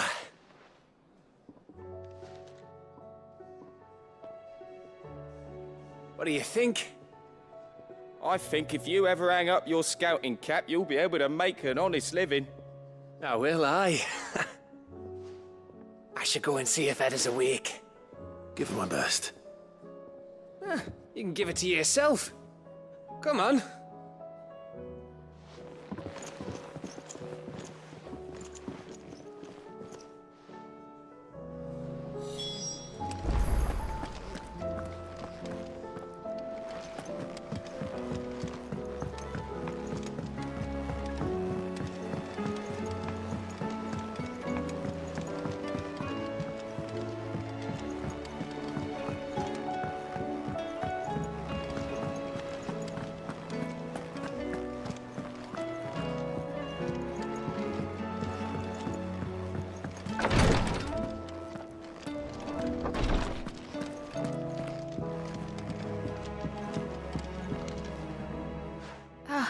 Me lords. How are you feeling? Well, thank you. Is something wrong? Wrong? No, nothing like that. What it is, Go on, please.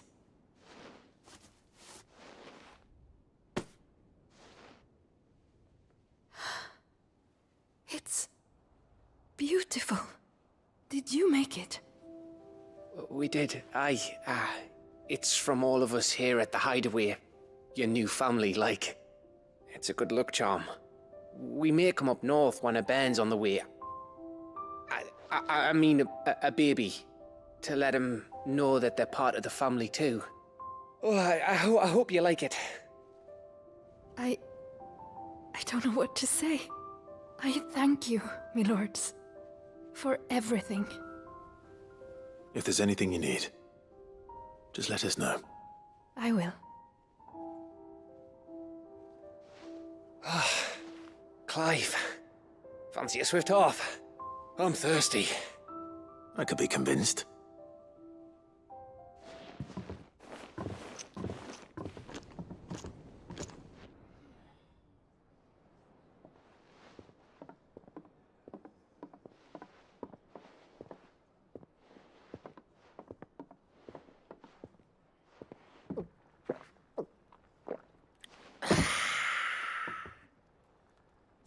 Don't you think you've had enough?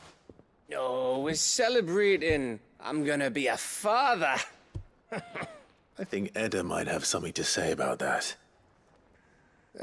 You know what I mean. Bit of light in these dark times. Wasn't long after me 10th name day, my mum told us she was with child again. I was over the fucking moon. I was looking forward to having a little one to lord it over, what with me being the runt of the litter. Thought I'd finally have a chance to prove to the world that I could be a big brother. Imperials came the day she went into labour. Had myself a baby sister. And then I didn't. Me whole family gone in a blink, while I hid in the cellar like the spineless little arsehole I was. Great brother I turned out to be.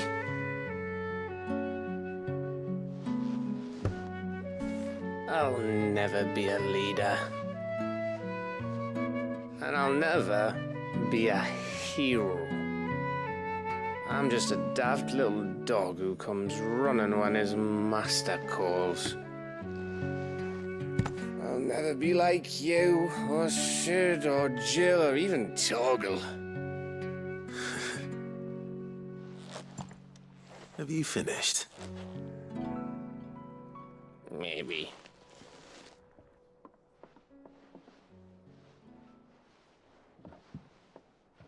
Do you know why you're our best scout? Because you don't need anyone to hold your hand.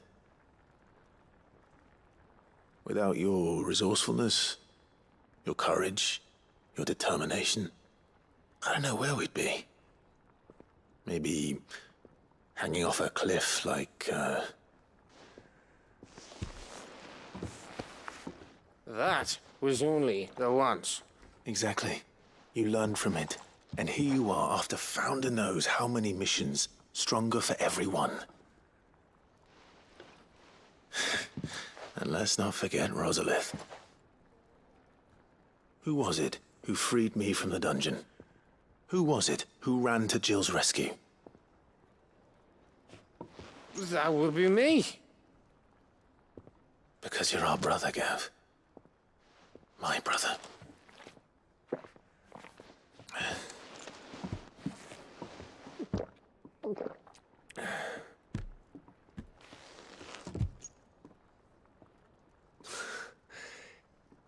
Your brother.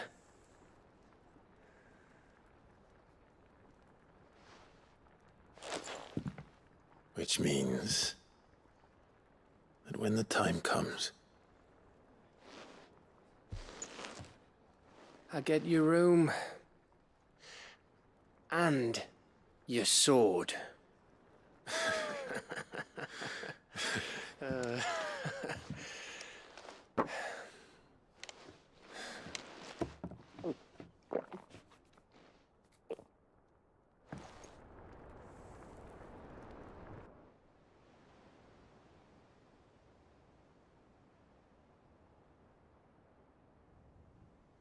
I may have had one too many. you may have had 10 too many. I said I was thirsty. Better get back to work anyway, after I walk this off. Clive? What is it? Thanks for, you know. I know.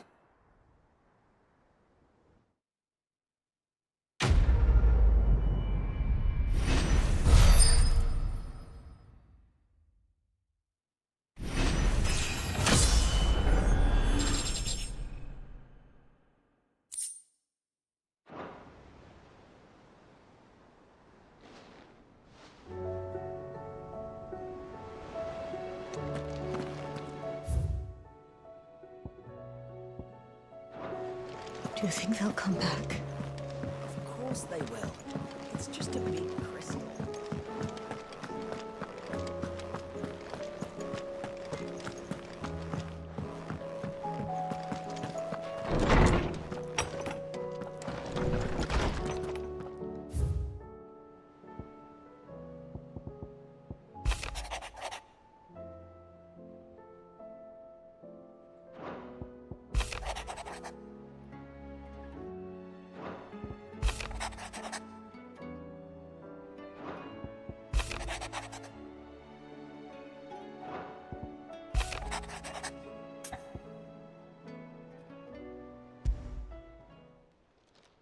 It's usually me making demands of Hippocrates.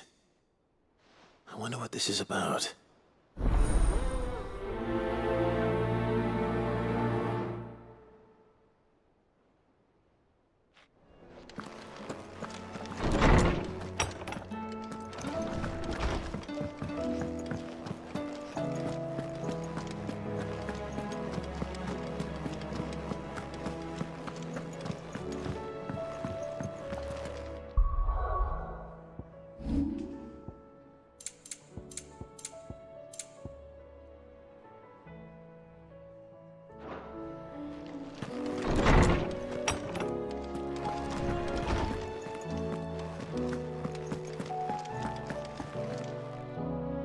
Lawsman Hippocrates, I received your note. Ah, yes. I expect you're wondering what this is all about. You spoke of making amends with Dion, but I can't imagine what for. Then I should begin by telling you that I was once his tutor. This was some years ago, of course, before I joined Sid in his hideaway. At that time, I was counted among the foremost scholars of Oriflamme, and was accordingly invited to the palace to supervise the young prince's education, all to ensure that the future emperor had a firm grounding in, well, everything an emperor should. History, religion, commerce, government. Alas, our time together was cut short when Dion left to join the Dragoons. His studies no longer being deemed necessary. I had not expected to meet with him again, least of all here. Have you spoken with him? No, I have yet to find the right moment. His Highness always seems so preoccupied, especially when alone. I would not wish to disturb his ruminations with idle words of greeting. Not when I know he dwells upon the evil Ultima had him commit in the Dominion. The guilt weighs heavily on him, I know. But as you say, that was Ultima's doing. Surely you can't blame yourself. When I first met him, it was not guilt, but his people's expectations that weighed heavily upon him. And I did nothing to ease that burden. He bore it alone, until the day he could not bear it any longer. It is one of my greatest regrets that I only ever offered him my wisdom, when what he truly needed was friendship. The blame for Dion's transgressions lies not only on his shoulders, but on mine. I see. I'm ready to help you in any way that I can. Then I beg that you bring me a wild wyvern tail. Apothecaries across the ages agree that even to glimpse such a flower is to be granted inner solace. Fabulists and fraudsters all, of course. But there is oft a seed of truth to be found where even the most outlandish opinions align. Well, it can't hurt to try. Where can I find this flower? And how will I know it? You have seen cultivated wyvern tails before, I trust. The lily-white blossoms from whose roots the poisonous ink for the brand is distilled. Well, those which grow in the wild differ only in their purple hue. The harsher the environment in which they are raised, the deeper the color. There is a waterfall in Rickmal's roost across the strait, where the flowers once grew in abundance. Whether they still survive there, I know not. But try as I might, I can find no likelier location. It's all right. I'll find you a wyvern tail one way or another. Thank you, Clive. And please, be safe.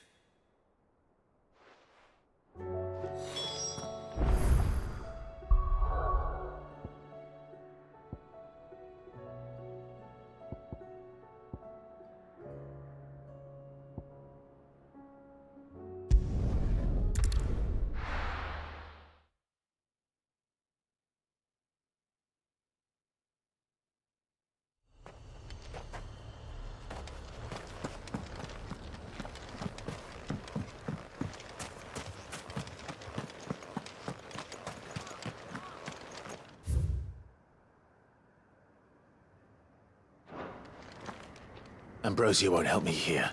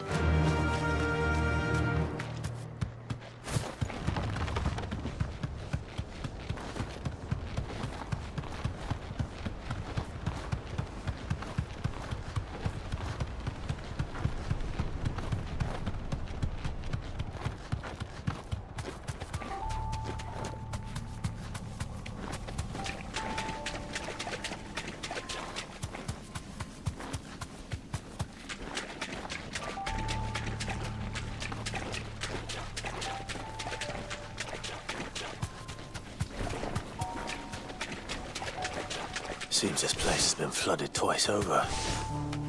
Purple flowers blooming next to a waterfall. Shouldn't be too hard to find.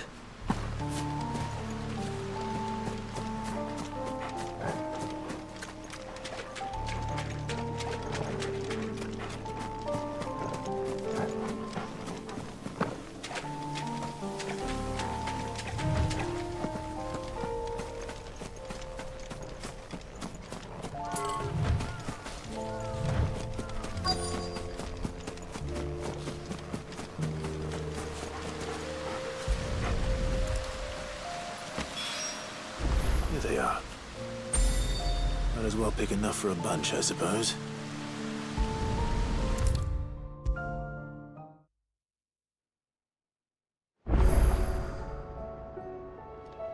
Oarsman, I found the flowers you were looking for. You did? I think I did.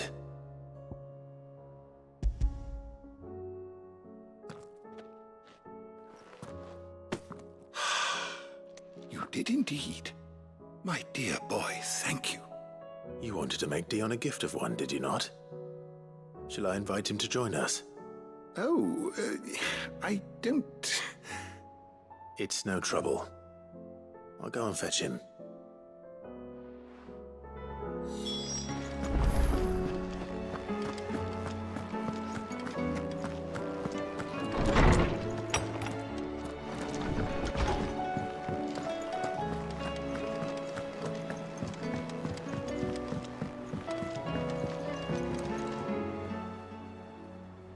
Your Highness, would you do me the honor of accompanying me?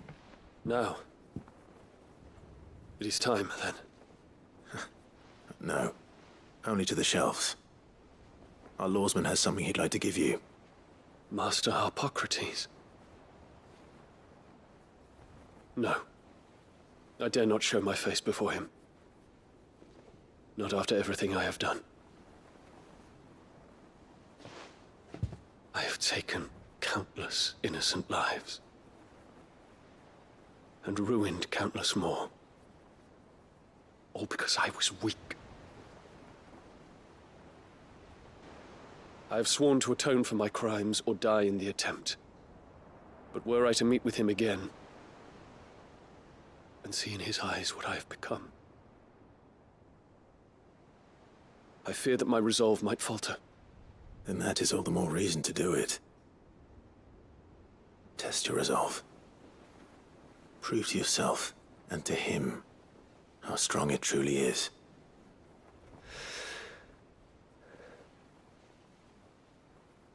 You are right. I must, at the very least, offer him my gratitude. Very well, then. Take me to him. Follow me.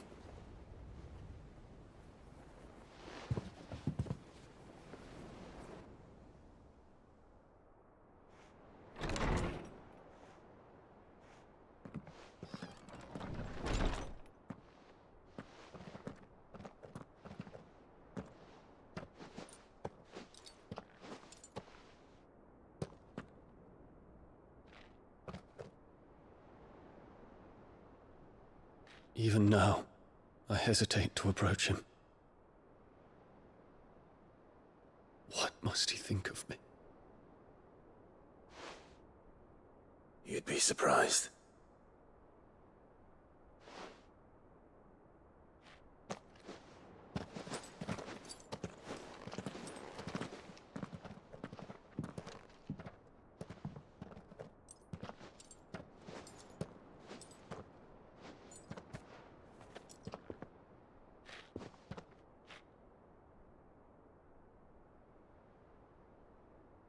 Master Harpocrates, pray, accept my apologies for leaving your tutelage before my studies were complete. Your lessons opened my mind to a world quite unlike the one I had imagined from within the gilded confines of the palace. And I shall be forever grateful for the efforts you made to enlighten me. Lift up your head, Your Highness. The deeds of youth require no apology. That you took the time to visit me says much about the man you have become. Now, there is something I would like to show you.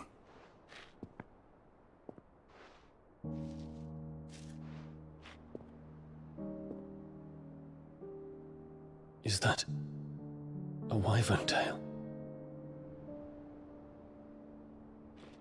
The color is unfamiliar to me. Because it is unique to those found in the wild. Something in the harsh environments in which they grow lends them this striking hue.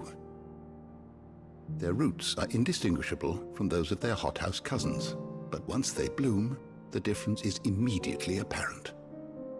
In this flower, I see you, Your Highness.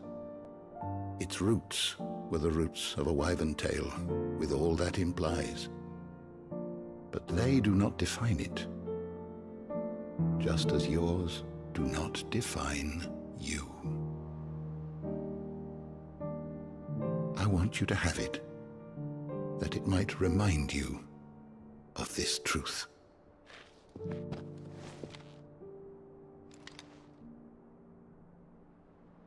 Master Harpocrates, I would ask of you a service. Keep your gift until I have fulfilled my duty to the realm, for only then shall I be deserving of it.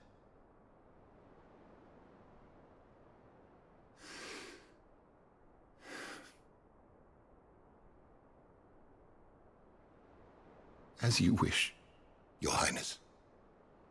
I shall await your return.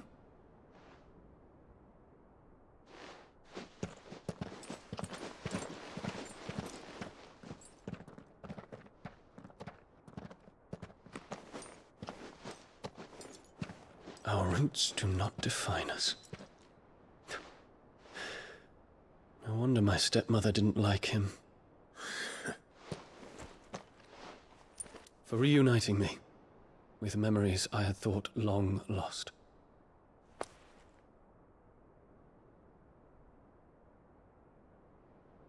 I shall not forget this.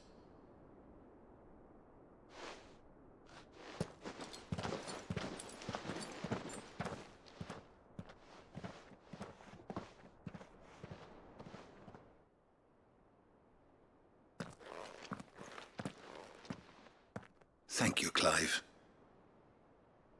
Were it not for you, I fear I might never have found the right moment to speak with him. Not to mention the wyvern tales. I shall plant their seeds, that I might not disappoint His Highness upon his return. I hope the soil in the hideaway is to their liking.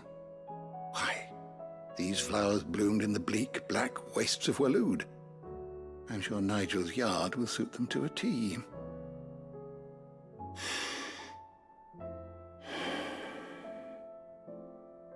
When it comes to expressing one's gratitude, I find that words are seldom sufficient. Here. What's this? A stolas quill. Or more precisely, my stolas quill. 'Tis said that an owl's feathers are steeped in the wishes it hears over its long lifetime. All those words just waiting to pour out onto the page. So consider this my wish for you. That one day you may put down your sword and pick up that pen. Well, when that day comes, I'll certainly have a lot to write about. Thank you, Harpocrates. It shall have pride of place in my chamber.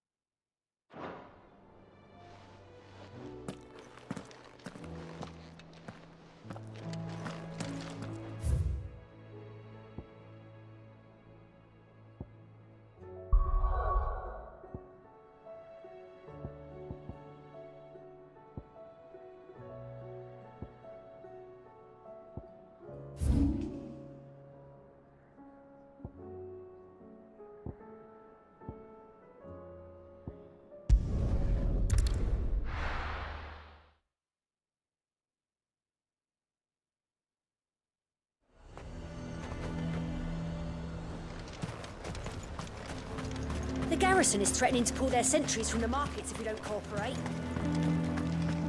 I would speak with this duke.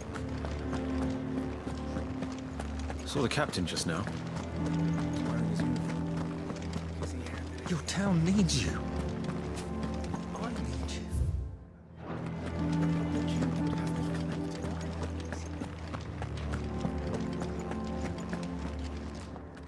Do you have a moment, Clive? What is it? It's the Duke, unsurprisingly. His Eminence has assumed full control of the garrison and put every able-bodied man to work on the fortifications. The town was left all but unguarded, so Philippe was compelled to form a citizens' watch to fill the void. And though my dear boys have been characteristically willing to assist him in this, they want for bodies. So I was wondering if you would lend them your strength, that the people of Northreach might sleep easier, if only for a few nights. Of course. Whatever you need. Thank you, Clive. What would I do without you? Philippe told me he had men stationed at... Where can I find the mistress of this establishment? Here, my lady. To whom do I have the pleasure of speaking?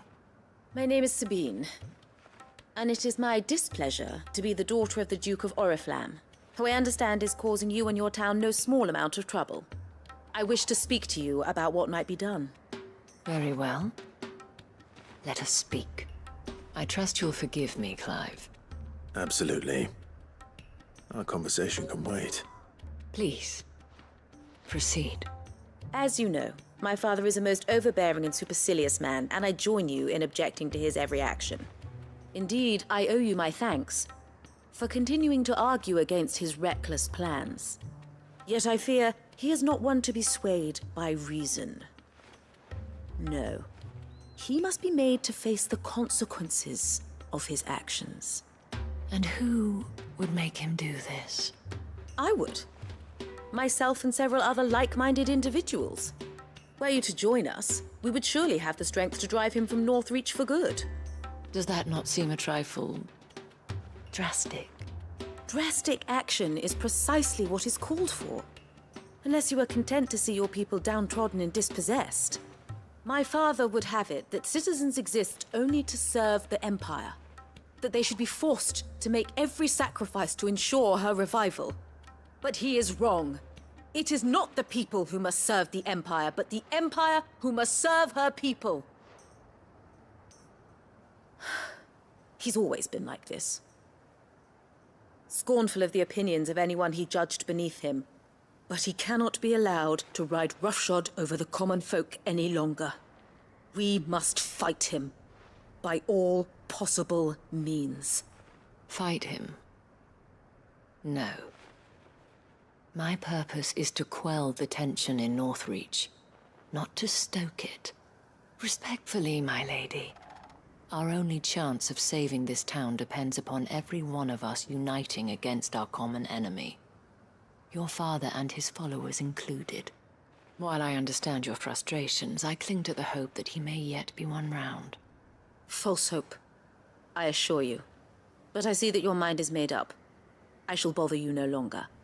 If you will extend me the same courtesy, I bid you good day. She certainly has spirit.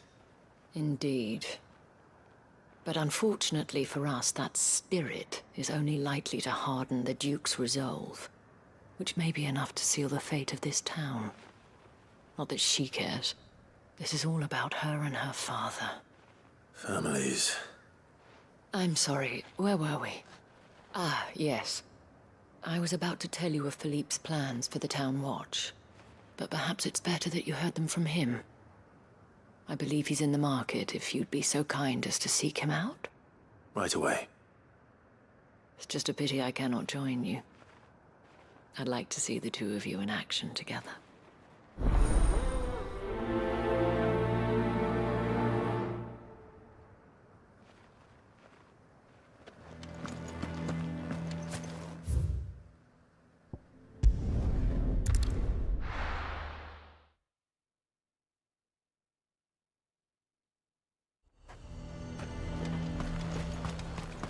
He'd have our coin, our stock and our stores, and we just... So you are content to abandon the...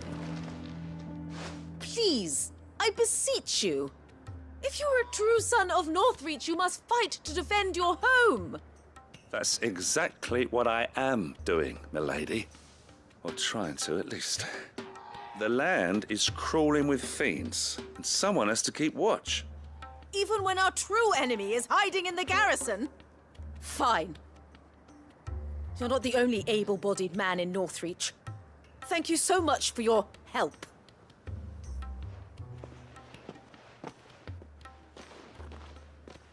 She cornered you too, then? Could hardly get a word in edgeways. Like father, like daughter, eh? She made an uninvited appearance at the Vale earlier, hoping to convince the Dane to join her in fomenting rebellion. I bet that went well. Her ladyship seems to have a way with people. Anyway, what brings you here? Our mutual friend thought you might welcome some help. Oh, she did she? Right as always. In fact, you're just the man. We've had some reports, you see. Sightings of, you know what. They're back. Seems that way. All over, too. We haven't been able to confirm anything yet, but if you're willing, you could go and see what's what. Right. Where should I look? You know Grieger's Weep? One of the sightings places them somewhere on its shores. I'm on my way. Thank you, Clive. I'll look into one of the other sightings. Let's rendezvous back here later.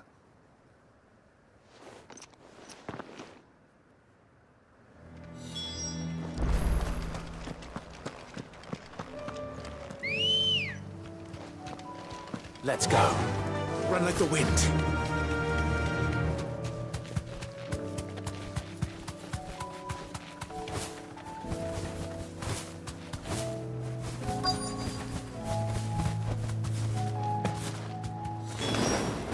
Damn it.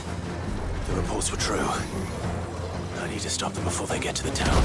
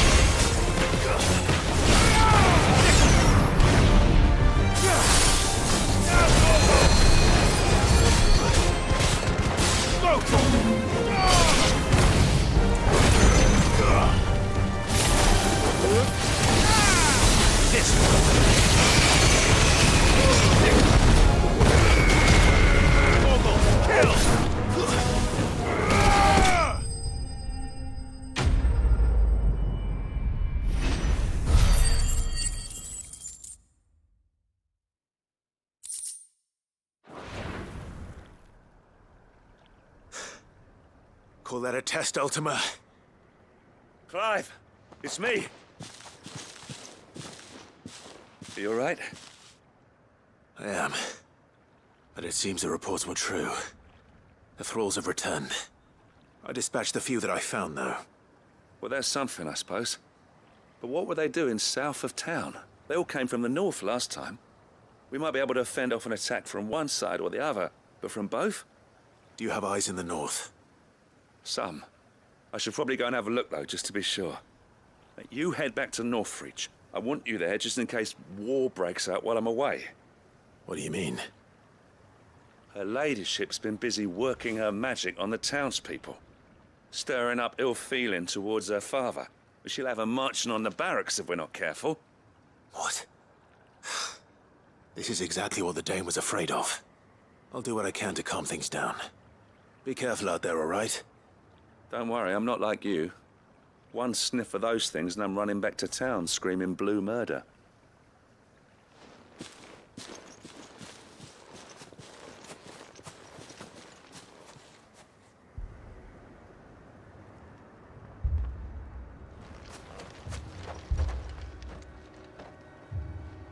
Do you not see, Father? The people of Northreach have given enough, and only a fool would ask for more. Listen to me, Sabine. Where would our people be without their country, hmm? The Empire is their sword and their shield. It is she that ensures they can live without fear. And now she teeters on the brink. Without their sword, how will the people fight? Without their shield, how will they protect their kin? Can the unarmed stand against the advancing hordes? No. But there is yet hope. A new shield, a new sword. A new empire. We can rebuild Sandbreck, just as Great Grieger wills it.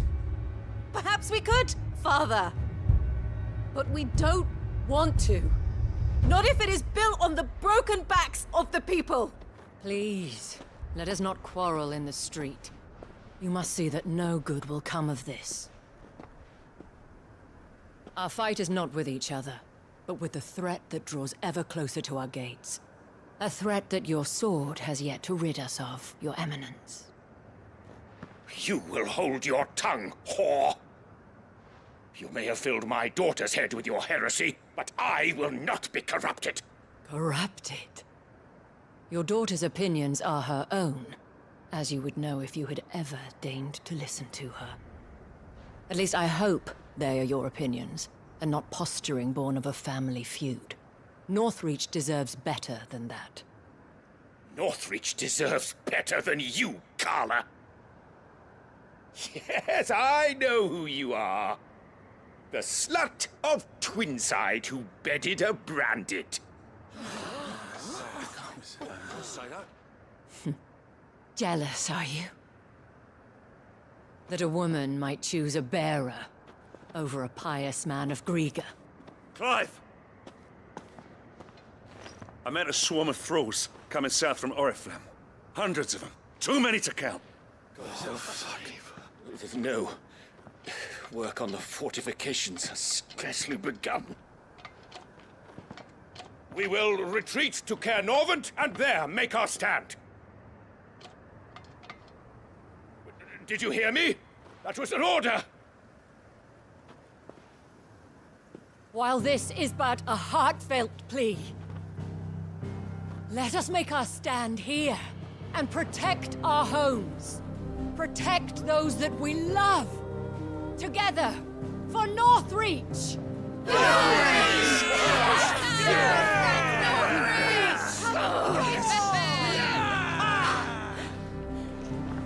You heard the dame.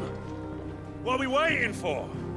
Pikemen to the gates. Archers to the roofs. Quickly, come on!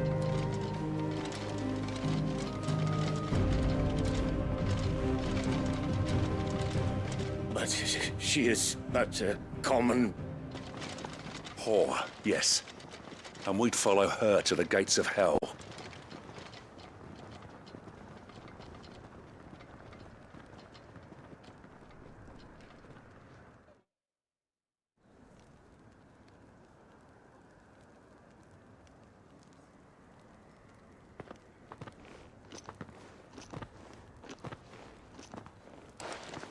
The men have their orders, and they look like following them. I got them spaced out at regular intervals. Whichever direction the thralls strike from, there'll be someone there to meet them. Thank you, Philippe. Rest assured the people will play their part.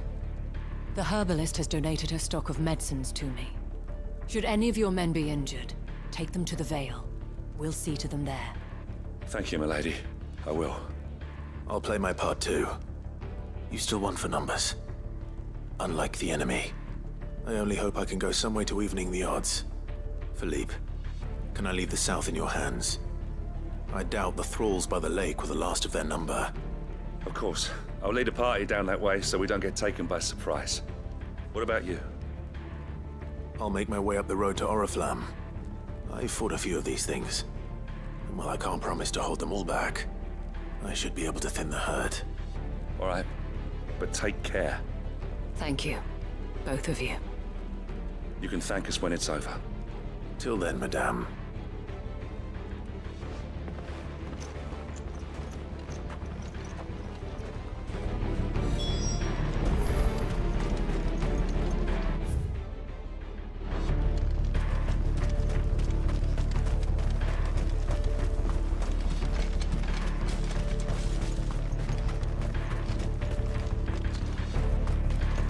I want steel in the hands of every man.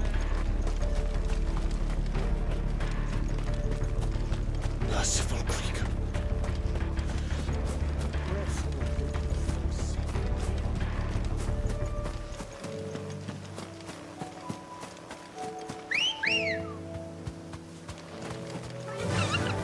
Fly, Ambrosia.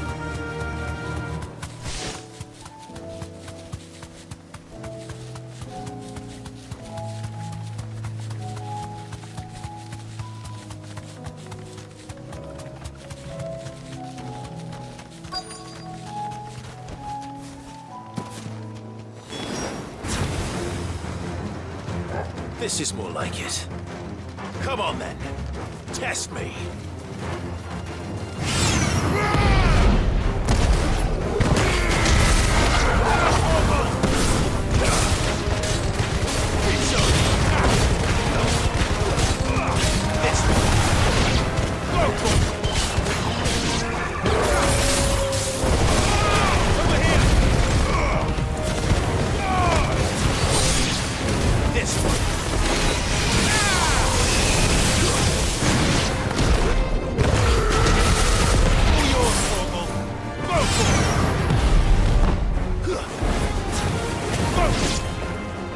Is it over?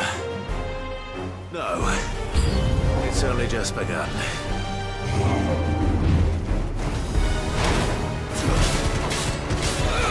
This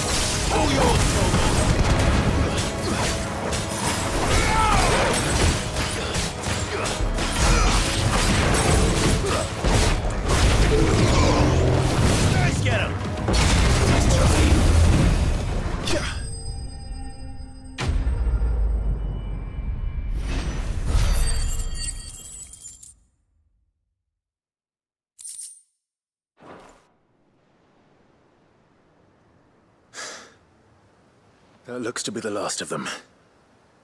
I wonder how the others fared. Better hurry back to town. Come on, Torgal.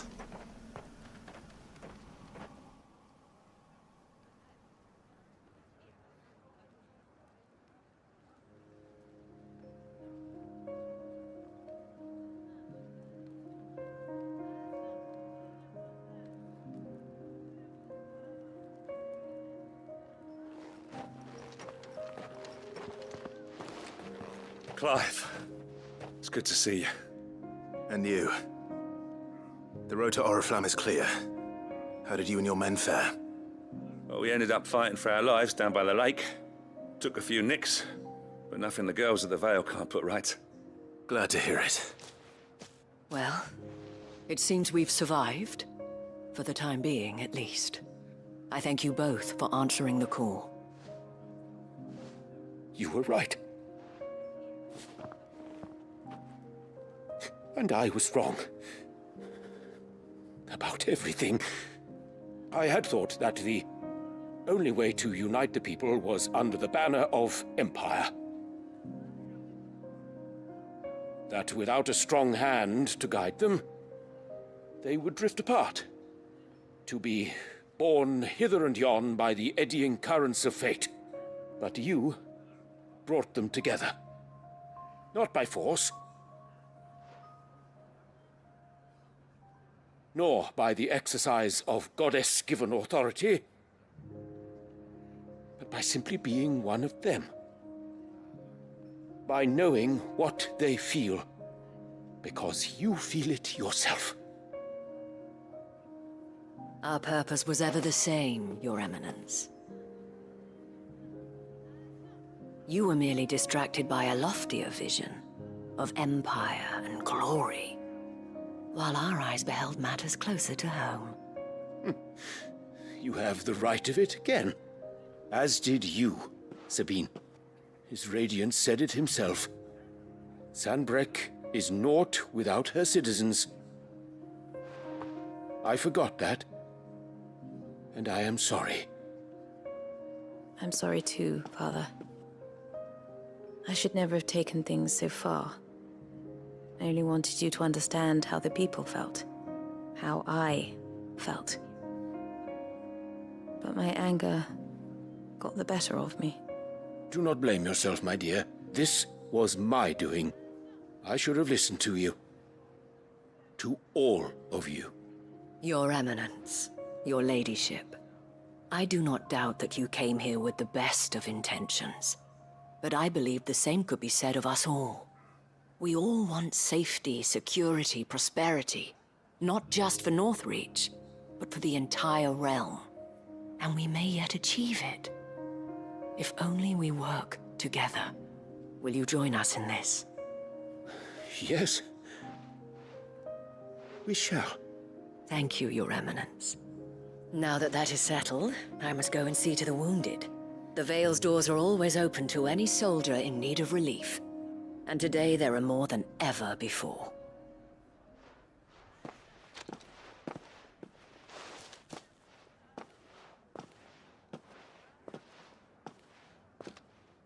Madame Isabel is a rare soul indeed. In these dark times, I see that it is not men like me who should lead the realm, but women like her. You're right.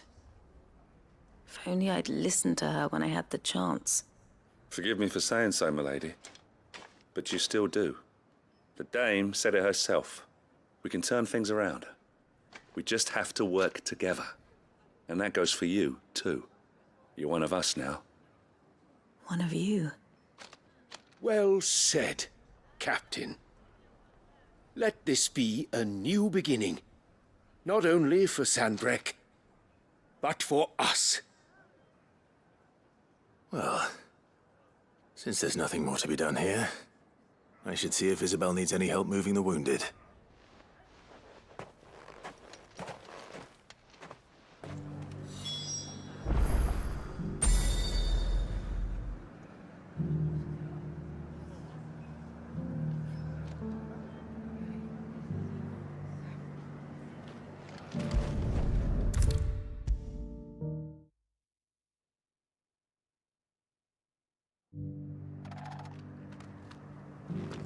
How goes the treatment of the wounded? I'd be happy to man one end of a stretcher if it would help. You've helped quite enough for one day, Clive. Thank you. Don't mention it. Oh, but I must. After all you've done for this town, it is the very least you deserve. Tell me, if Northreach had fallen, what would you have done?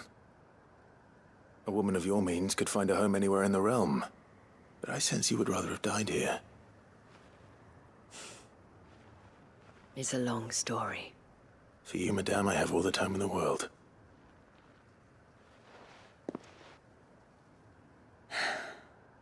Very well. Long ago, I had a life in the Crystalline Dominion. I was Carla then, courtesan to the nobility. So sought after was I that it was only they who could afford my time. Alas, those halcyon days were not to last. For naive as I was, I fell in love with a bearer. He was my master's guard, the gentlest man I have ever known. After they discovered us together, he was whipped bloody and forbidden from ever looking at me again. And so we fled. Not that we had anywhere to flee to. We wandered, aimless and starving, half dreading, half praying that the next day would be our last. Until we found ourselves here, in Northreach. It was the Vale that took us in, that fed us, clothed us, and healed our hurts. Those that could be healed, at least. My love was already too far gone. He passed away. He did. Not long after we arrived. But at least we were able to share a few moments of peace before the end. It was the greatest gift I have ever received. But the generosity of this town and her people did not end there. The men and women of the Vale supported me through my grief. Shared in it, though I was still a stranger to them. They treated me like a sister. And so I swore that I would always do the same. That I would return the kindness that Northreach showed me. That I would repay my debt to the Vale.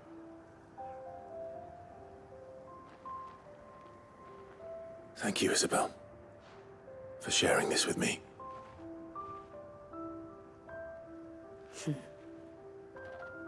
You're a lot like him, you know.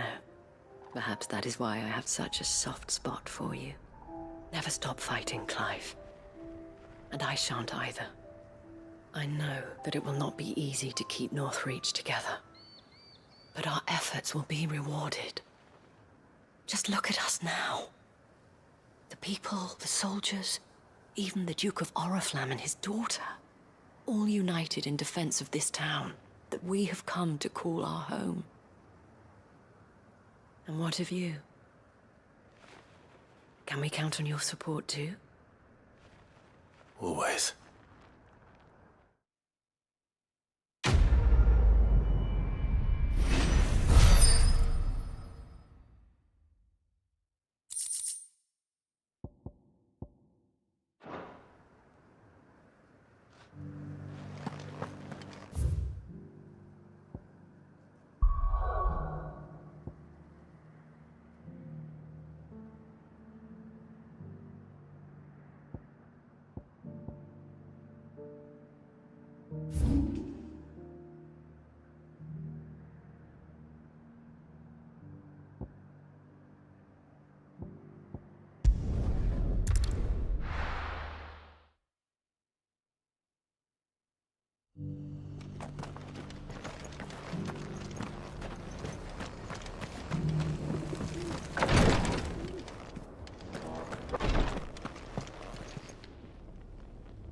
Lord Marquis, if you have a moment.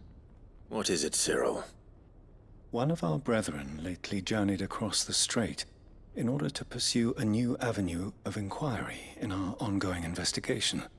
He sent an owl some while ago, but we have heard naught from him since.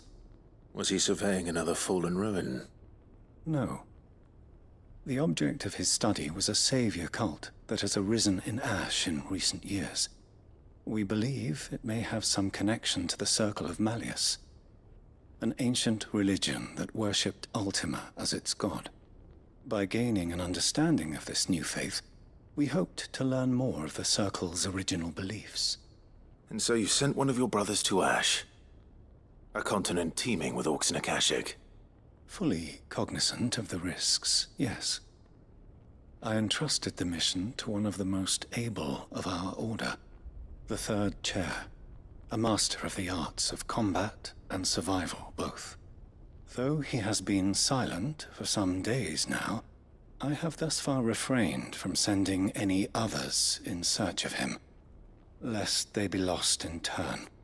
Yet, it seemed only right to inform you of the situation, given your unique experience of the perils of Ash.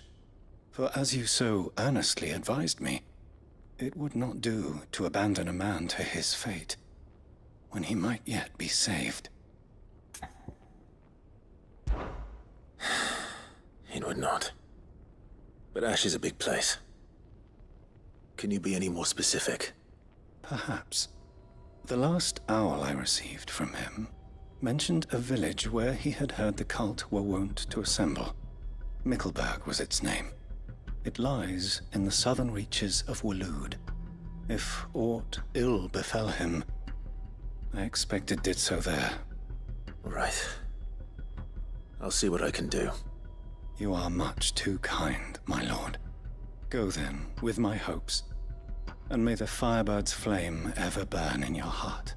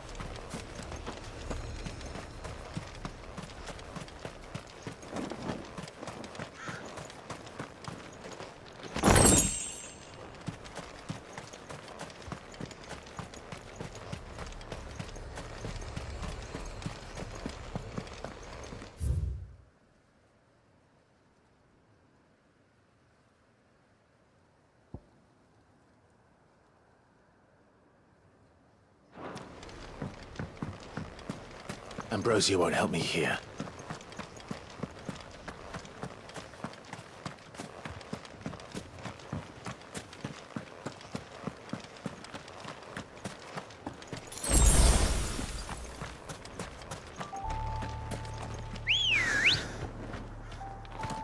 Ready, go? Yeah!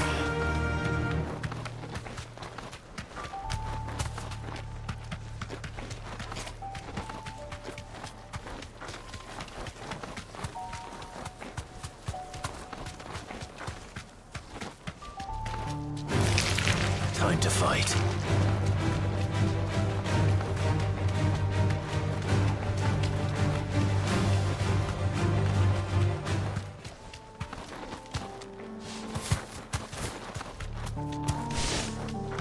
This must be Mickelberg. Thanks, Gal.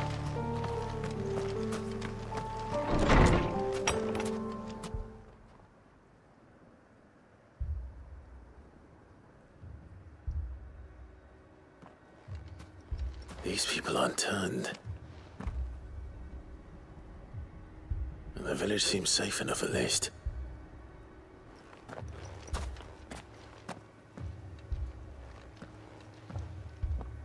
What is going on here? Ah. Did you too heed the call? Heed the call? No, I came here looking for someone. To be honest, I wasn't sure I'd find him here. Let alone all of you. Is that so? What are you doing here? Is this where you live? It is my home. The others, they heeded the call. You keep saying that. What do you mean? They came here to perform the rite, just as King Barnabas instructed. This village is their altar, where they shall cast their souls upon the gentle waters and give themselves to the Lord. Give themselves? Oh, Lord, cleanse us of our sins. Let us be reborn in your loving arms. Free us from the torment of this mortal realm. They want to be saved.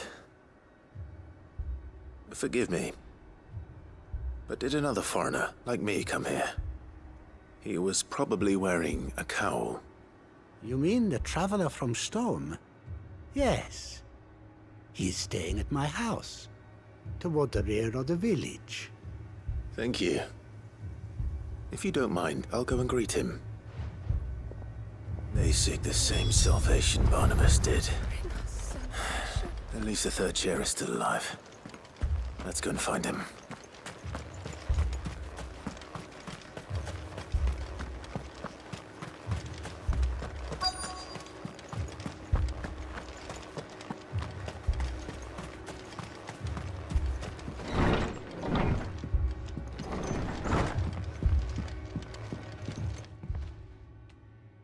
Excuse me. Are you with the Undying? I am. And so it would appear, are you? Lord Rosfield, if I am not mistaken. That's right. And you must be the third chair. I am. Cyril was worried for your safety. He sent me to find you. Then I must apologize. I did not mean to trouble the bearer of the burning quill. Much less you, my Lord Marquis. He said that you had failed to report. Is there a reason for that? I came here to study the followers of this new faith. But the more I learned of them, the more my own faith began to falter. You have seen them at their prayers, have you not? They devote themselves to the veneration of their Lord with a fervor I have never seen before. Praying night and day that they might be rid of their wicked wills and reborn in their Saviour's light. Not that they might be granted respite from their worldly woes, but so that they might continue to serve him. Serve him with all of their beings. I, too, swore to devote my life to the service of my Lord and Master, but this... 'tis different. It is more. And so I would see it through to the end. See these people safe, that they might achieve their dream. That they might do their duty to their Lord. Even if it should keep me from doing my duty to mine. You do understand what their dream is, don't you? I do, my lord. They would cast aside their wills and become a Kashik. I know that it may be hard to believe, but to these people, that is the very essence of salvation. Forgive me, my lord, but I must remain here. If you are to return to Master Cyril, I would consider it a great... Did you hear that, my lord? Something is happening. I'll go and find out what. Stay here.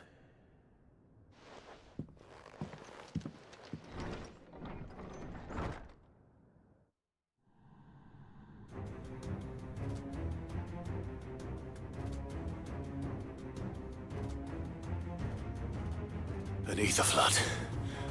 Oh no. There must be something I can do.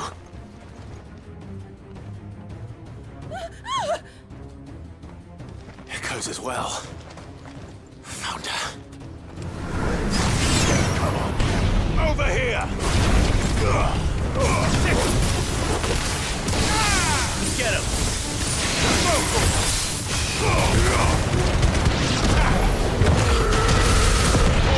Kill! This one.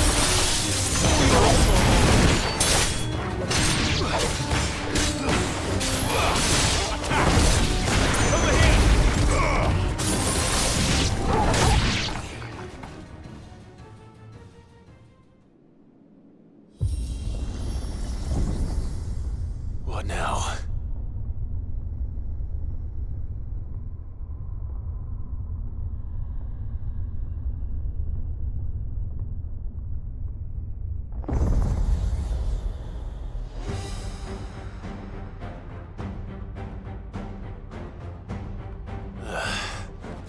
We meet again. I've killed your kind before.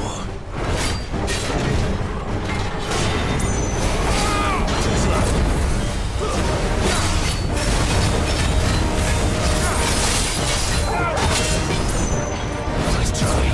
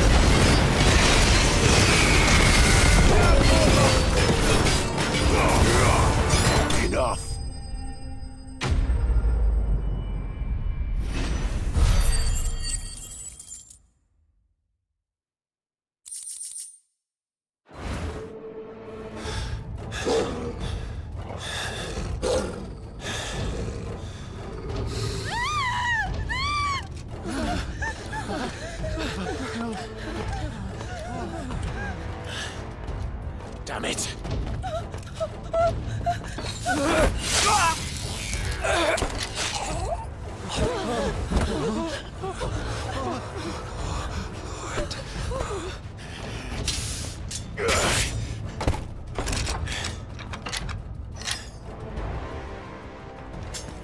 Don't you die.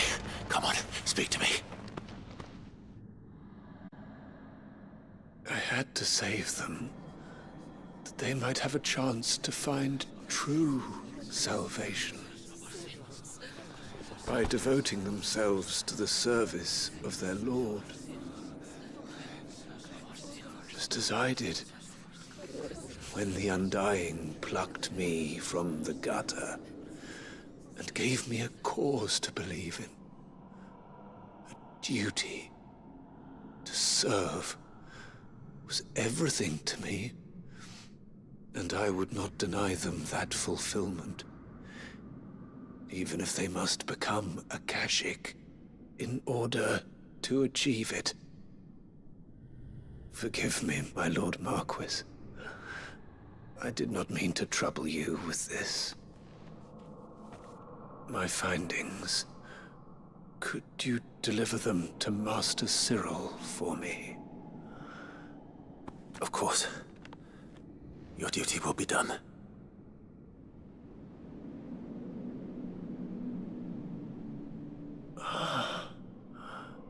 Look, my lord. They are saved.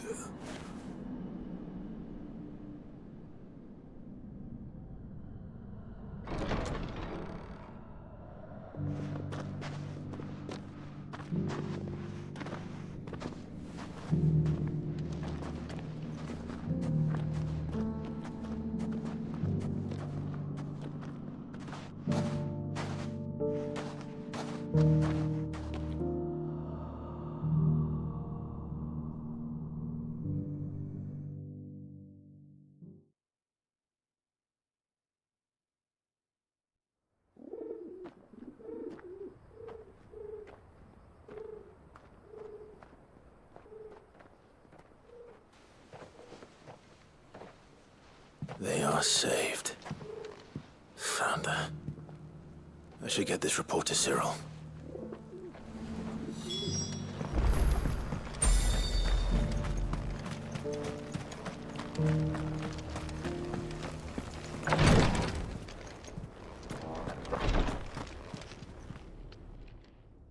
My Lord Marquis, welcome back.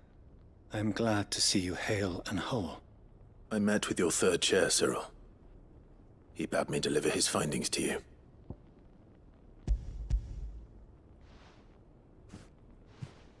Thank you, my lord. He remained in Ash? He died protecting the villagers from an echo. I buried him in Mickelberg. I'm sorry that I couldn't save him. If you could not save him, no one could. The villagers, they were believers in this savior cult. They prayed to their god that they might be unburdened of their wills. Then an ether flood came, and their wish was granted. Your brother sacrificed himself that they might live, even knowing that that life was death by another name. Then he perished defending liberty. A hero's end. For the right to choose how one dies is no less sacred than the right to choose how one lives. Sid would agree. He wanted to build a world where people could die on their own terms. A noble ambition. To die for one's cause is the most perfect expression of one's faith. It matters not how misguided others might judge one's decision to be. Only that the decision is one's own.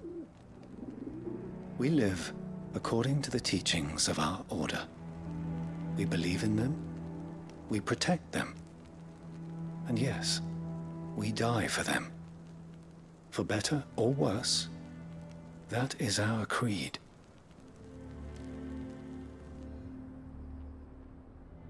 But he didn't die for your creed. He died to save them. And you still believe that what he did was right? I believe that he believed it was. We of the Undying are not slaves, but willing servants. And this was his will, the ultimate expression of it. All right. I'd like to know this man's name, Cyril. To know the names of all the Undying who've fallen in the line of duty. They died serving my house. It's only right that I remember them. That is my duty. Of course. I shall fetch the Book of Martyrs at once. My lord, it has been, and shall ever be, the greatest honor of my life to serve House Rosfield. Though our duties may differ, yours is no less important. I pray with all my heart for your success. And were they here, I have no doubt but that every one of my fallen brothers and sisters would feel the same.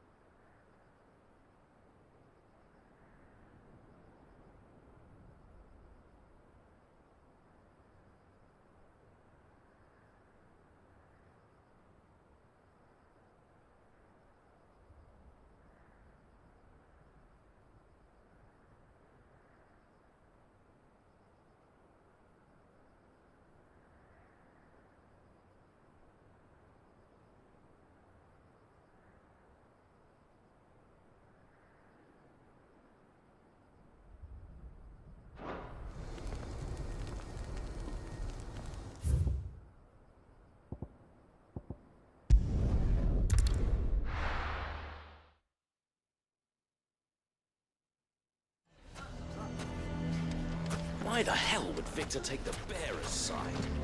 Why do they always have to make fuss outside? It's driving away our customers.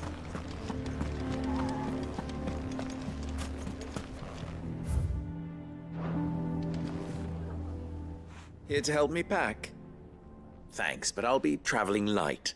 I'm almost finished already, in fact. You're really going to go through with this, then? I am.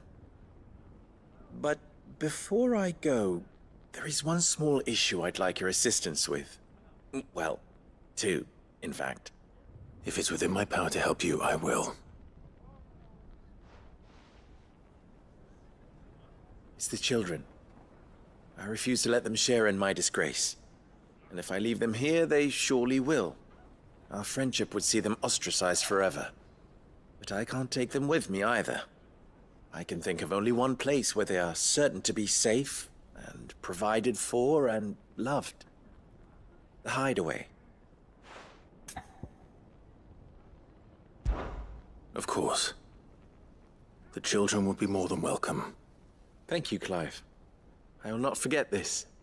Lubor, are you still here? What is it, Ferda? You look pale. There's been a flood in the Velcroy, a damn big one. The League of Outlaws encampment was completely submerged in ether. What? Every last one of the bastards has turned, and they're headed this way. Bandits are one thing, but Akashic bandits are quite another. The town guard won't stand a chance against them. We need to evacuate. There's no time to lose. Ferda, gather the men. The Akashic may strike at any moment. We must make ready to cover the townspeople's escape. Well, what are you waiting for? Yes, my lord. Clive, change of plan. The children stay with me for now. I need you to find Conrad and Natalie. Tell them to prepare for a full and immediate evacuation. Understood. I'll do what I can to convince everyone else. Wish me luck.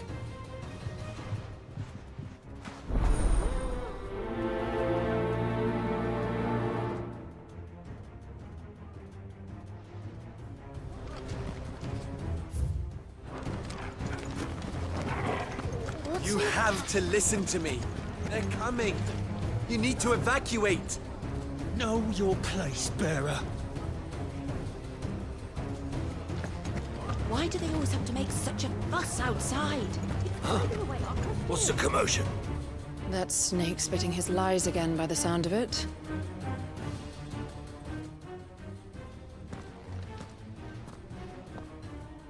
Ah, it's you. What do you want, Lord Underhill? To pass on an important message. There's been an ether flood out in the Velcroy. The camp where the so-called League of Outlaws were gathering has been swallowed. They're no longer just bandits. They're Akashic now, and they could be here at any moment. You need to begin preparing for a full-scale evacuation right away. Oh, do we? And who was it who gave you this disturbing news, might I ask? Lubor, perhaps? The man spreading the same poison out in the square as we speak. You may believe his lies, my lord, but we know better. But why would he lie about something like this? Some twisted attempt at revenge, perhaps. If he had not been unmasked, he may well have been elected our leader. A great honor for one of his kind. One he might well feel aggrieved at having been denied. Lord Underhill, forgive me, but it has become all too evident where your sympathies lie. Lubor cannot be trusted, and neither, therefore, can you. You may not trust me, but for the sake of your people, ask yourselves if there is any chance that this is true. There isn't. You can be certain of that. Now be off with you. You're making a mistake. It's no use. They're not going to listen to me. We'll just have to do what we can without them. I should speak to Lord Ferda. I think we'd better shut up. What's Lubor raving about now?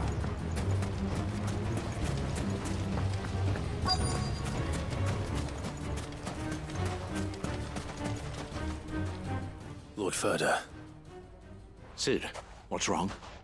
I went to warn Conrad and Natalie about the Akashic, but they wouldn't listen. They've convinced themselves that nothing Lubor says can be trusted. The bloody fools. Which means the town guard can't be counted on for support. But I can. If there's anything I can do to help you defend Dalamil, you only have to ask. I appreciate it. Sid! Ferda! I've been looking for you everywhere. Victor? I thought you'd left. I couldn't abandon a friend in need. And Lubo is in need at this very moment. Come quickly.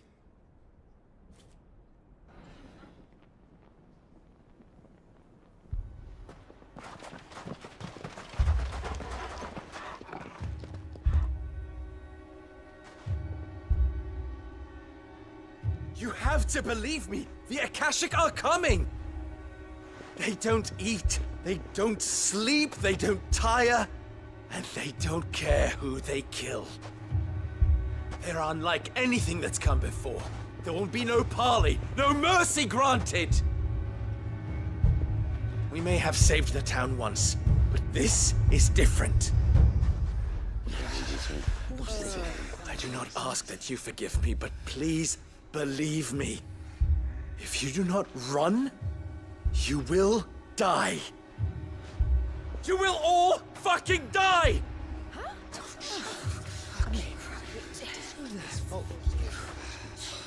You'd like that, wouldn't you, bearer?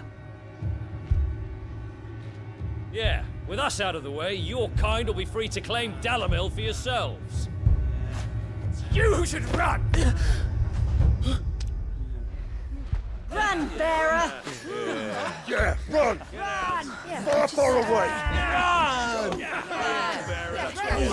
Just go on, Yeah. Yeah. Yes!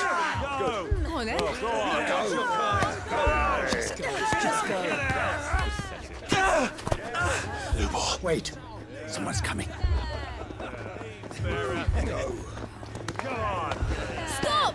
You're hurting him!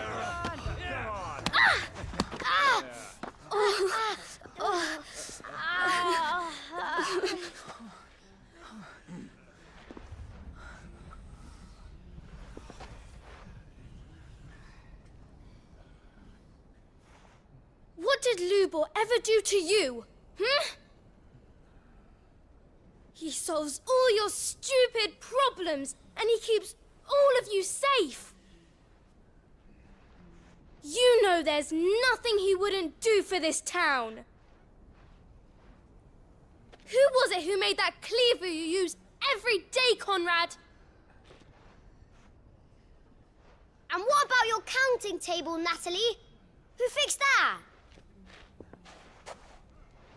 Whose men make sure the streets are clean so all your boots don't get dirty?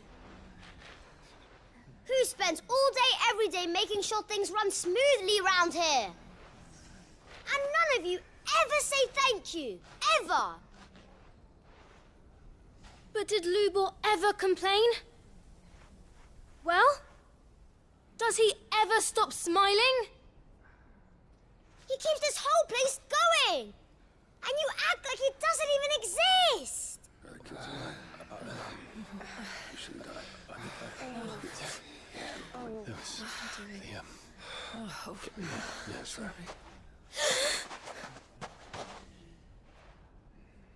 Lubor, we've heard enough. Wait! We will not run. The town guard will not abandon the very place it is sworn to protect. And I will not give up for lost the stores that we labored so hard to fill.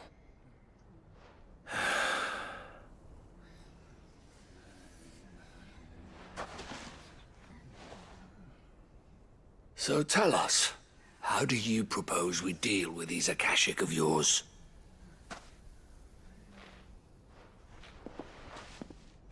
We won't run, but we will fight. All right, then.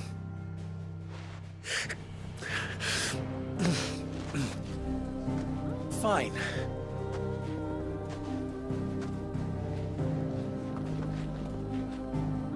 Gather round if you don't want to die.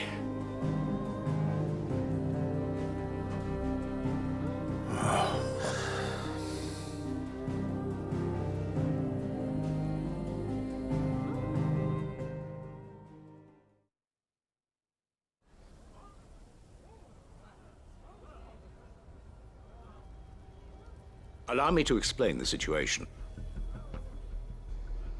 The ether flood occurred near the village of Charatina, deep in the Velcroy. The place had been abandoned for years, until the League of Outlaws decided to make it their base of operations. Now they're all turned, and if the scouts' reports are correct, heading in this direction. They are mindless monsters, driven only by hate and rage. And they are utterly unpredictable. With the bandits, we at least knew how and where they were likely to attack. When these creatures come, Dalamil will have the bitterest fight it has ever faced on its hands. The town guard will muster at the north gate. The rest of us will take the south. Both forces will provide men to serve as scouts and messengers, ready to spread word of the size and nature of the Akashic force as soon as it is spotted. And as soon as it has been, we will converge on its position and see that it is driven back from Dalamil at all costs. Conrad, can I count on the support of the town guard? Always. I leave the selection and coordination of the messengers in your hands, Victor. And the command of our men in yours, Ferda. If you would both be so kind. Consider it done. As you wish. Natalie, I would ask that you and your people have the townsfolk barricade themselves inside the bathhouse. And tell the merchant not to waste time securing anything beside the essentials. Preserving life is our one and only concern. As long as we survive, it doesn't matter what trinkets we might lose. Our riches can be regained. And if anyone doubts that, let it be known that the Briar's Kiss stands ready to cover any losses. Very well. I shall tell them. Where do I fit into this plan? Where else but the most perilous place of all? I would like you to travel to the home of our erstwhile League of Outlaws, Cheratina itself. The main host is most likely still there, and Dalamil will not be safe until it is eradicated root and branch. A little gardening. How pleasant. I doubt it. I have a feeling these weeds will be particularly stubborn. Luckily, so am I. So you are. All right then, we all know what we have to do. Now it's simply a matter of doing it. For Dalamil.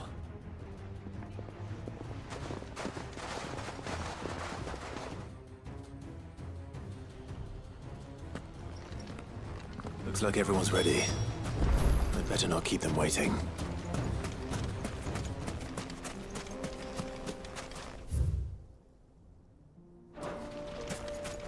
Good. That will keep some of them out. Any man sighting an Akashic is to raise the alarm immediately. The messengers will see that our entire force rallies to that position. We stand together or we fall alone. Do not forget that.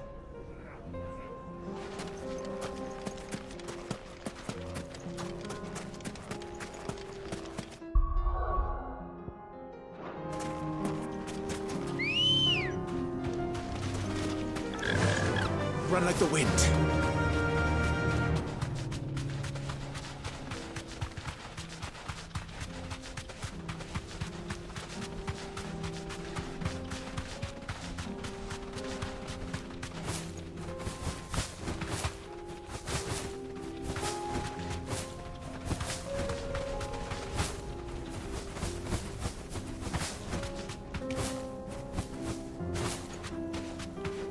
There's the flood. But what's waiting for us inside?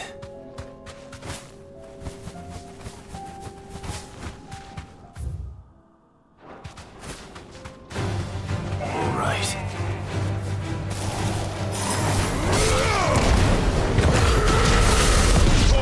Kill!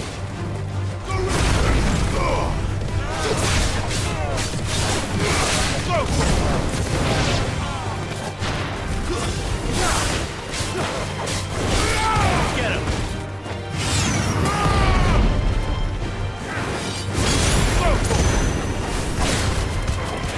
There you go!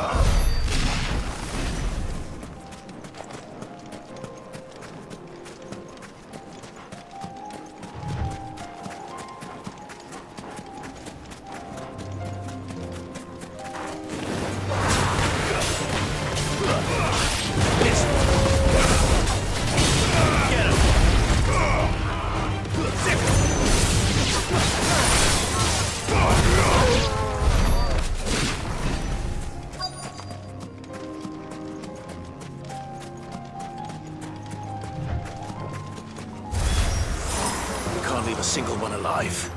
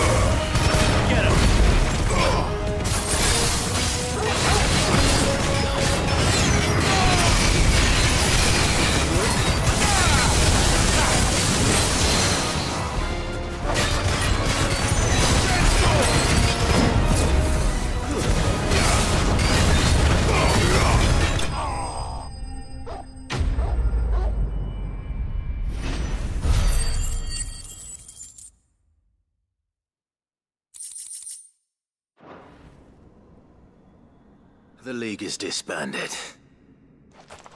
I should get back to Dalimil and see how the others fared.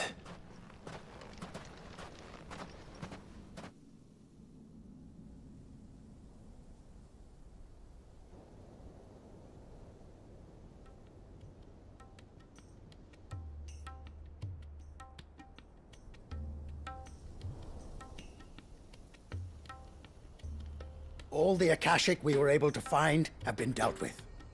Seems that might be the last of them. Last of them here, perhaps. Lubo, Sir Clive has returned.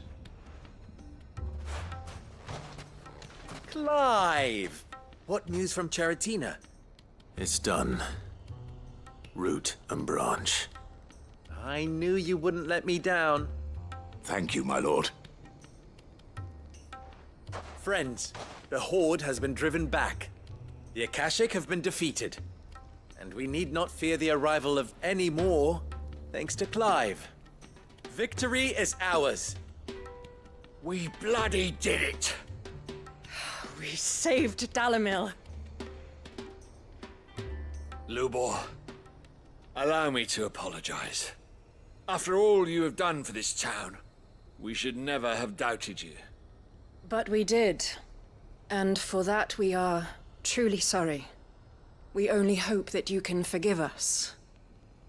We need you, Lubor. Dalimil needs you. So, if you would still like to be considered for the position of mayor, you have our backing. You do remember that I'm a bearer, don't you? We do.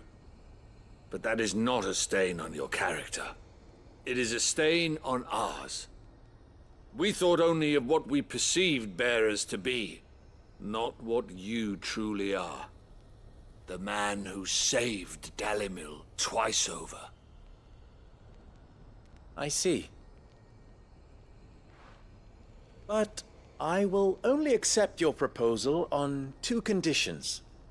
Name them. Firstly, that you will both do everything in your power to rally your people to my cause. If the Town Guard and the Merchants League do not accept my leadership, it will be doomed from the start. Unity is the key to defending Dalimil, and I do not doubt that we shall need to call on our combined strength again. When that time comes, I will expect us all to pull together, just as we did today. Of course. You have our word. And secondly, You will accept that if I am to lead you, the mistreatment of bearers must end here in Dalimil. Any bearer within our walls shall be afforded the same rights as any other citizen. They will not be judged by what they are, but who they are. As we failed to do, and came so close to losing everything. We agree to your conditions. And we have only one in return. That you continue to work for the good of Dalimil, as you always have. Condition accepted. Well then, it seems my mayorship is all but confirmed. Do I get some sort of special hat?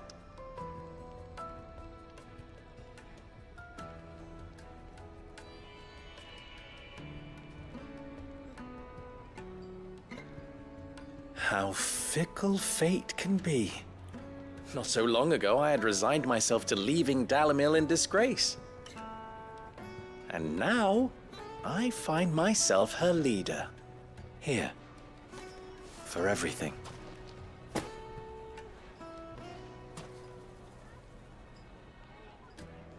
Lubo, about the children. Fear not, you are of course relieved of your responsibility. I would sooner face another horde of Akashic than see them brought up as outlaws. I'll make sure they're safe here. I don't doubt that you will. And not just the children, but everyone in Dalimil. I'll do my best. Can't have all your hard work going to waste.